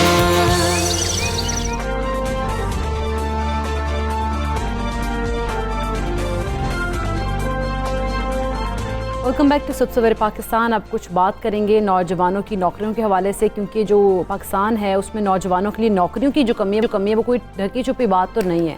ऐसे में कई लोग जो हैं वो इंटरनेट की मदद से रोज़गार के मुतबादिल रास्ते भी जो है अब तलाश कर रहे हैं, और जो कि उनको मिल भी रहे हैं बहुत ज़्यादा तादाद में, अगर पाकिस्तान को देखा जाए तो। अच्छा, इन्हें हम फ्रीलांसर्स कहते हैं और हम जानते हैं फ्रीलांसर्स, ये नाम हमने सुन रखा है, बड़ी तादाद में पाकिस्तान में आवाम है कि जो ये अभी जानते ही नहीं है कि फ्रीलांसर्स आखिर होते क्या हैं, ये किस तरह से काम करते हैं। लेकिन पाकिस्तान में फ्रीलांसर्स की तादाद में हम ये भी देख रहे हैं कि तेज़ी से इजाफा हो रहा है, जैसे जैसे आवाम को पता लगता जा रहा है। और इस वक्त फ्रीलांसर्स के हवाले से अगर हम बात करें तो पाकिस्तान को दुनिया का चौथा बड़ा मुल्क करार दिया जाता है। और साथ ही ये भी कहा जा रहा है कि शायद पाकिस्तानी अब अपवर्क और फाइवर पे शायद दूसरे नंबर पर आते चले जा रहे हैं। और साल 2019-20 के दौरान फ्रीलांसर्स के जरिए करोड़ों डॉलर का ज़र मुबादला भी पाकिस्तान। अच्छा, हुकूमत को भी फ्रीलांसर्स की अहमियत का अंदाज़ा है हमजा, और इनके लिए आसानियाँ पैदा करने के लिए अब जो है भरपूर इकदाम भी किए जा रहे हैं। और इसी सिलसिले में फ्रीलांसर्स की ऑनलाइन रजिस्ट्रेशन के लिए पोर्टल भी बना दिया गया है। वजारत IT के ज़ेली इदारा पाकिस्तान सॉफ्टवेयर एक्सपोर्ट बोर्ड के हेड ऑफिस में वफाकी वज़ीर बराए IT और टेलीकम्युनिकेशन जो है सैयद अमीनुल हक साहब, उन्होंने इस पोर्टल का इफ्तिताह किया है। अभी अमीन भाई से हमारी इस बारे में बात भी हो रही थी और उनसे हमने जानने की कोशिश की कि इसका क्या फ़ायदा होगा और इसका मकसद के हवाले से। और दूसरा, जो कुछ फ्रीलांसर शिकायत कर रहे हैं कि इससे शायद डेटाबेस सिस्टम है और अभी इसमें कुछ ऐसा मामला नहीं है, तो उन्होंने हमें यही बताया कि हम कोशिश कर रहे हैं कि सबको पहले इकट्ठा कर लिया जाए, फिर उनकी तजावीज़ जो हैं वो ली जाए। उनको कई मसाइल हैं, जैसे कि उनके बैंक अकाउंट्स के कुछ मसाइल हैं, उनको जो रेमिटेंसेस के कुछ मसाइल हैं, जो पैसे कमाते हैं वो यहाँ पर मुंतकिल करने होते हैं, वो मसाइल हैं, इस तरह की चीज़ें हैं। हमारे साथ फ्रीलांस एक्सपर्ट सुहेल तारिक साहब मौजूद हैं। अस्सलाम वालेकुम, गुड मॉर्निंग। फ्रीलांसर्स के लिए जो पोर्टल बनाया गया है, ये वक्त की कितनी ज़रूरत थी और क्या आपने इसको चेक किया है? अभी आप देख पा रहे हैं कि फ्रीलांसर्स को मौजूदा जो हालत है इस पोर्टल की, उसमें कोई फ़ायदा होगा? जी, पहले तो अस्सलाम वालेकुम ऑल ऑफ यू।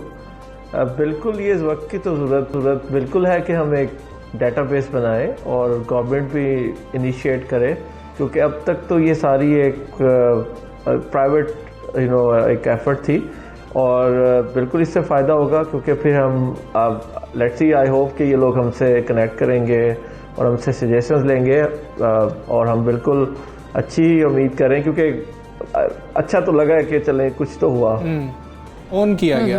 बिल्कुल। अच्छा सुहेल साहब, जिस तरह से कुछ शिकायत भी थी फ्रीलांसर्स को कि जो है वो अकाउंट की, जैसे बैंक अकाउंट्स के हवाले से, रेमिटेंसेस के हवाले से, अमीनुल हक साहब ने भी उसको कहा है कि हम आप लोगों से बातचीत करेंगे, ऑन बोर्ड लेंगे और उनकी जो आपकी शिकायत है उनको हल करेंगे। तो और कौन कौन से मसाइल हैं जो कि आप चाहेंगे कि वो एड्रेस करेंगे और वो उनको हल तलाश करें? ताकि मैडम, पहला तो सबसे सिंपल यही है कि हम लोग पाकिस्तान में तो होते हैं। अब मैं जिन जिसके तरह का फ्रीलांसर हूँ जो कि पाकिस्तान से बैठ के USA से, यूरोप से क्लाइंट से और अपनी जो भी हमारी है हम वहाँ से अर्न करते हैं और पाकिस्तान लेके आते हैं, तो ये प्योरली मेरे हिसाब से तो एक रेमिटेंस है।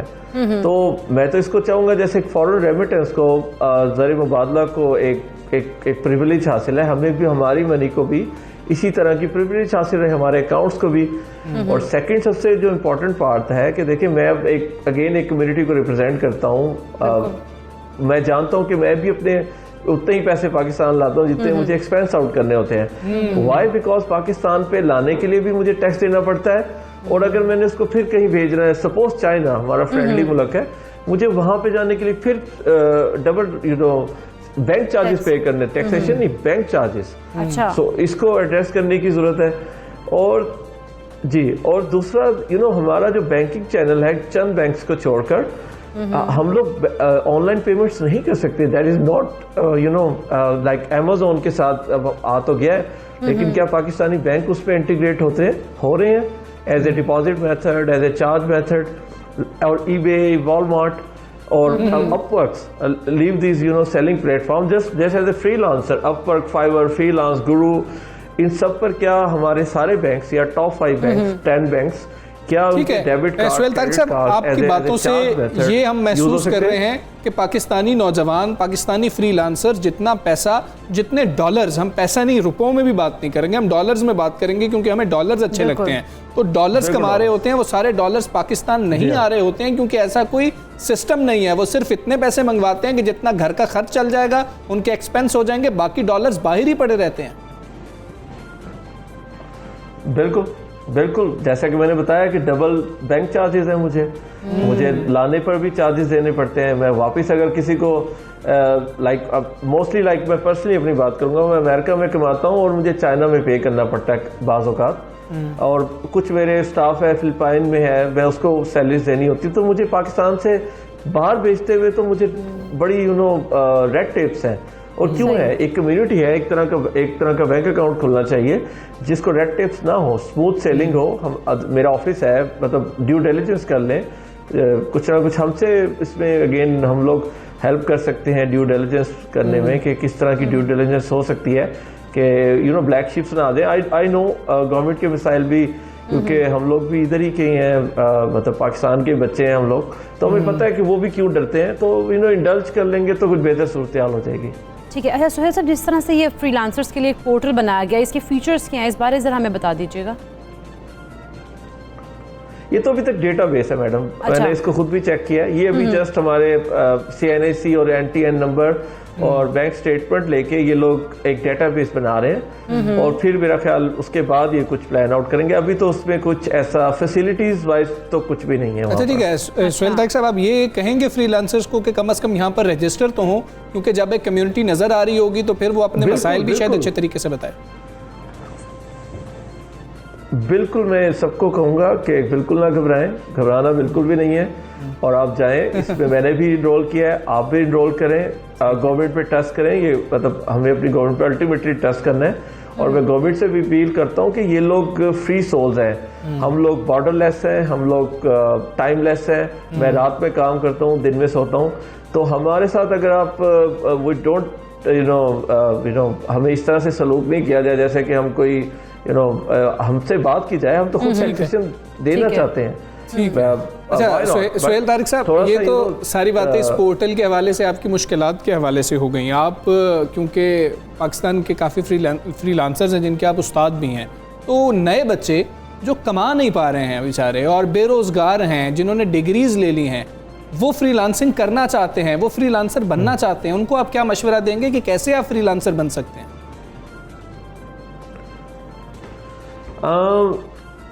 सर, दो तबकों में मैं यूज को ये बड़ा क्विकली मुझे 30 सेकंड में मैं जी ट्राई करूंगा क्लोज के। नंबर 1 जो अभी पढ़ रहे हैं और जो पढ़ चुके हैं, नंबर 1 जो पढ़ रहे हैं वो इंग्लिश को जरा थोड़ा अहमियत ज्यादा दें, नंबर 1। एंड शाम में वो कमाने की आदत डालें। बस 2 पॉइंट्स, क्योंकि हमारे पास टाइम की अगेन किल्लत है। जो कर चुके हैं उनको क्या चाहिए, स्किल्स हैं, एक्सप्लोर करें अपने एप्टीट्यूड के मुताबिक, अपने प्रीवियस एजुकेशन के मुताबिक, उसके साथ डल हो जाए। And 5 second more, don't just stay there. UDB एक कोर प्लेटफॉर्म है, वहां जाएं, कोशिश करें, इंग्लिश में कोशिश करें, जस्ट खुद जाएं इसके अंदर, and you will find that इसकी सिर्फ डेटा एंट्री के भी पैसे हैं। डेटा एंट्री मतलब एक्सेल में चीजें डालने के भी $10 पर घंटा के पैसे मिलते हैं। लोगों को अलार्म बजाने के एक ऐप पे उसके भी आपको $25 पर घंटा मिलते हैं। तो अपॉर्चुनिटीज देर है, थोड़ा सा बैठे सुकून से फेसबुक को पॉजिटिवली यूज करें। गोरा देखें, फर्स्ट टाइम ये हुआ है कि सोशल मीडिया के थ्रू हम डायरेक्ट गोरे से कनेक्ट कर सकते हैं। तो अगर आप ईमानदार हैं, मेहनती हैं, और आपके पास स्किल है, आपको कोई किसी पासपोर्ट की जरूरत नहीं है, वीजे की जरूरत नहीं है।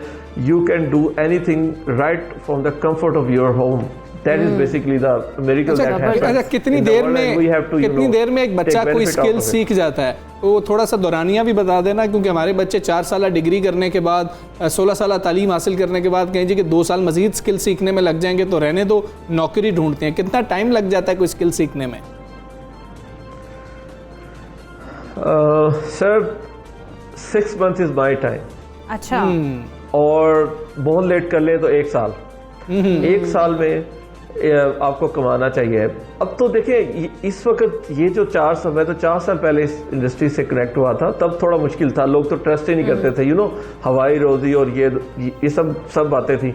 अब तो जस्ट बड़े शहरों में, Multan, everywhere, Bhakkar, Khanewal, you name it, एजेंसियां बन चुकी हुई हैं। जाएं वहां जाके 1 साल की उनके साथ पेड 30-40 हज़ार, बैंक से ज्यादा हम लोग 10-10 हज़ार, 15-15 हज़ार पे कर रहे हैं। मेरे पास 150 का स्टाफ है, 30 हज़ार पे लोग आते हैं विद इन। जस्ट मैं उनकी सिर्फ ये देखता हूँ कि पंक्चुअल है और थोड़ा सा पेन लेते हैं। 45,000, 50,000 सैलरीज है।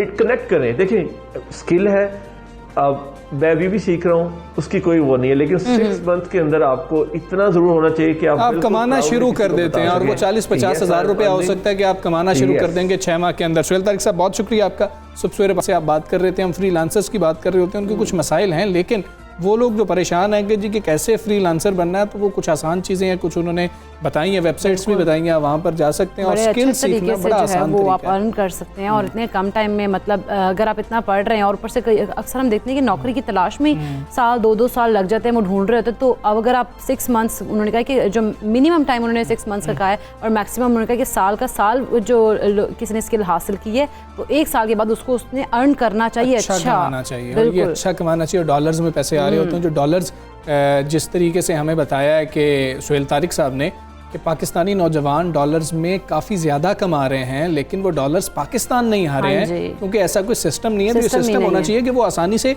पाकिस्तान में डॉलर्स ला सकें। खैर, हम आगे बढ़ेंगे। जिस खेल से हम सब बहुत ज़्यादा मोहब्बत करते हैं और कुछ नाराज़ भी हो गए हम लोग, नाराज़ तो हैं, अफसरदा बहुत ज़्यादा है, और क्या करेंगे। हमारी आखिरी मौके पर आके आपने जो है सिक्योरिटी को वजूहात बनाकर सीरीज़ को मनसूख कर दिया और न्यूजीलैंड वापस चलेगी, और सही मानों में न्यूजीलैंड जैसी टीम से ये एक्सपेक्ट ही नहीं किया जा रहा था कि कुछ ऐसा न्यूजीलैंड भी कर सकता है। बिल्कुल ऐसे, लेकिन इस सारी सूरत हाल में हम देखें तो पाकिस्तान की साख को बहुत ज़्यादा नुकसान पहुंचा है और अब जिस पर पाकिस्तान क्रिकेट बोर्ड की जानिब से मामले को अब ICC में उठाने का फैसला भी कर लिया गया है। Chief executive officer Pakistan cricket board Wasim Khan का कहना है कि ये एकतरफा तौर पर जो टूर को ख़त्म किया गया है बहुत ही ज़्यादा अफसोसनाक है। और न्यूजीलैंड के खिलाड़ियों को वो सिक्योरिटी दी है हमने जो गुज़श्ता बरस बरतानवी शाही ख़ानदान के अफराद को मिली थी, बरतानवी जोड़े को मिली थी, वो हमने देखी थी। खैर, श्रीलंका और बांग्लादेश आने को तैयार हैं, लेकिन हमें पता है विंडो नहीं मिल रही है, वक्त की किल्लत है, T20 वर्ल्ड कप में जाना है, लॉजिस्टिक के मसाइल हैं, इस तरह की चीज़ें हैं। फिर क्रिस गेल की जो ट्वीट थी वो बहुत ज़्यादा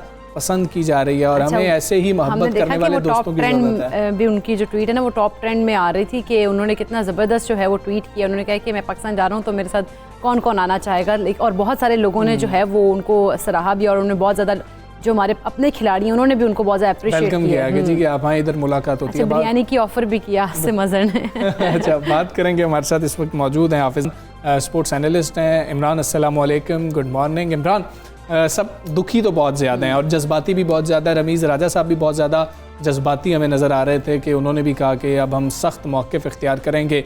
लेकिन अगर हम मुख्तलिफ जो साबिक चेयरमैन PCB हैं उनके बयानात को देखें या क्रिकेटर्स की बात सुनो तो ICC में जाने का कोई फ़ायदा नहीं होगा। आप क्या समझते हैं, कुछ फ़ायदा होगा?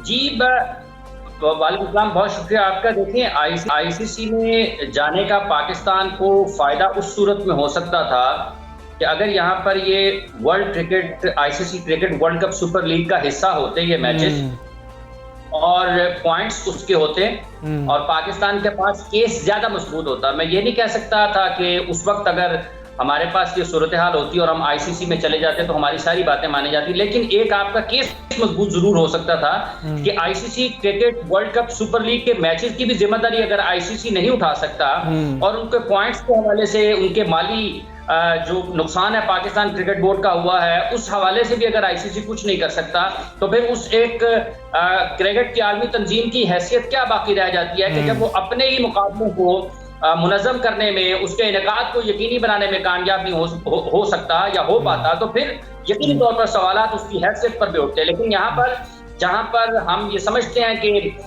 न्यूजीलैंड क्रिकेट बोर्ड की तरफ से वो जो 5 मुतासिब आंखें हैं जिन्होंने ये फैसला किया है, जिनके पास ये चीज़ आई है और उन्होंने कहा कि हमारे घर में कौन आया है हम वो भी नहीं बताएंगे, ना हम एलानिया बताएंगे, ना हम तौर पर बताएंगे, तो दुनिया में आप किस तरह से फिर अमन कायम कर सकते हैं? इसका मतलब ये है अगर खुदा न खास्ता उनके पास कोई इंटेलिजेंस शेयरिंग थी, उनके पास कोई थ्रेट थी, तो वो उसको छुपा कर दुनिया के अमन को तबाह करने वाले लोगों का साथ दे रहे हैं।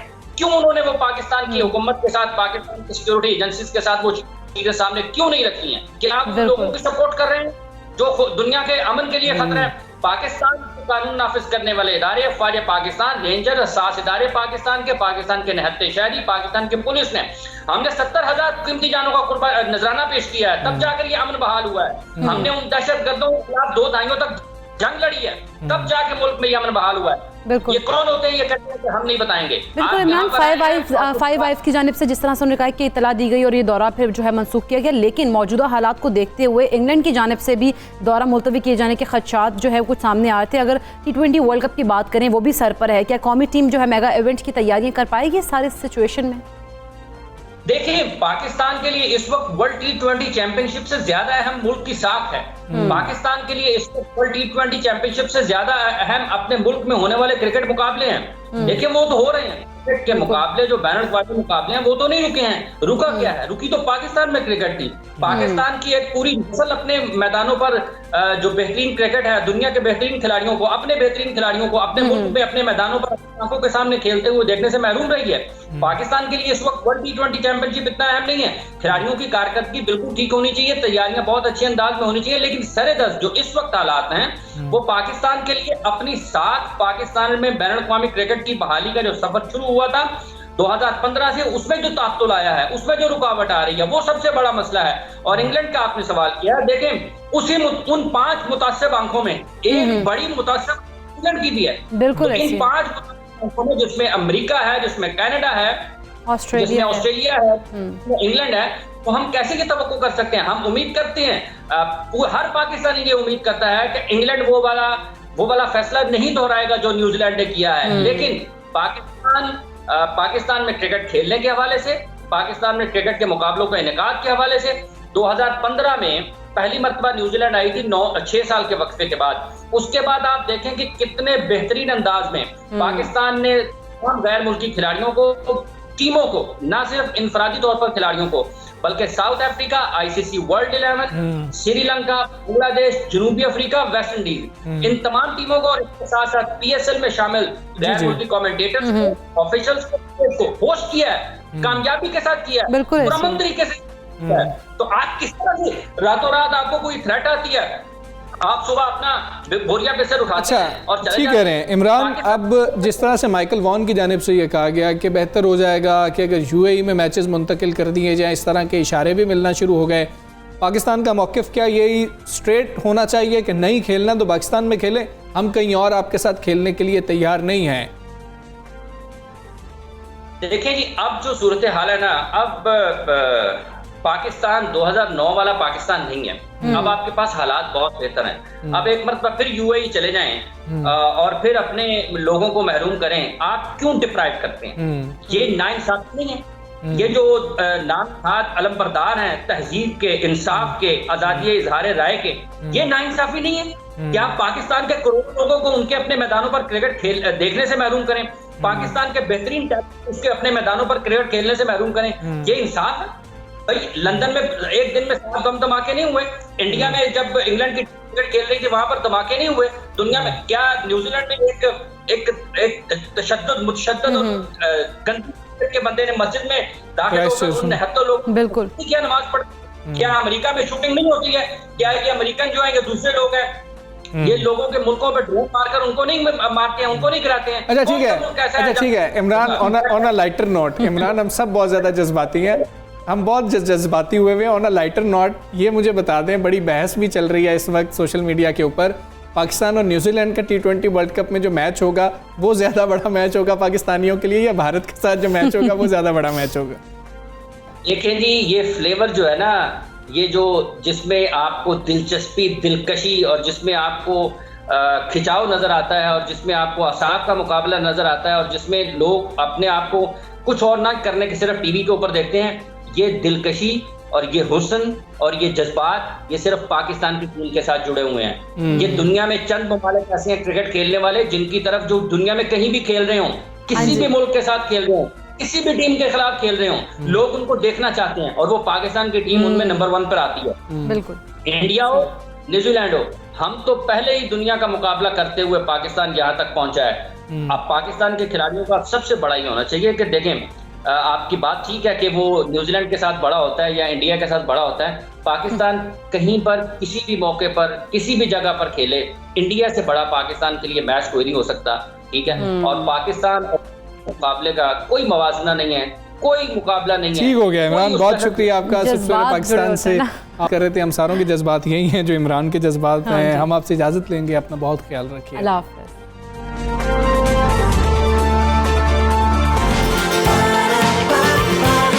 सुबह सवेरे।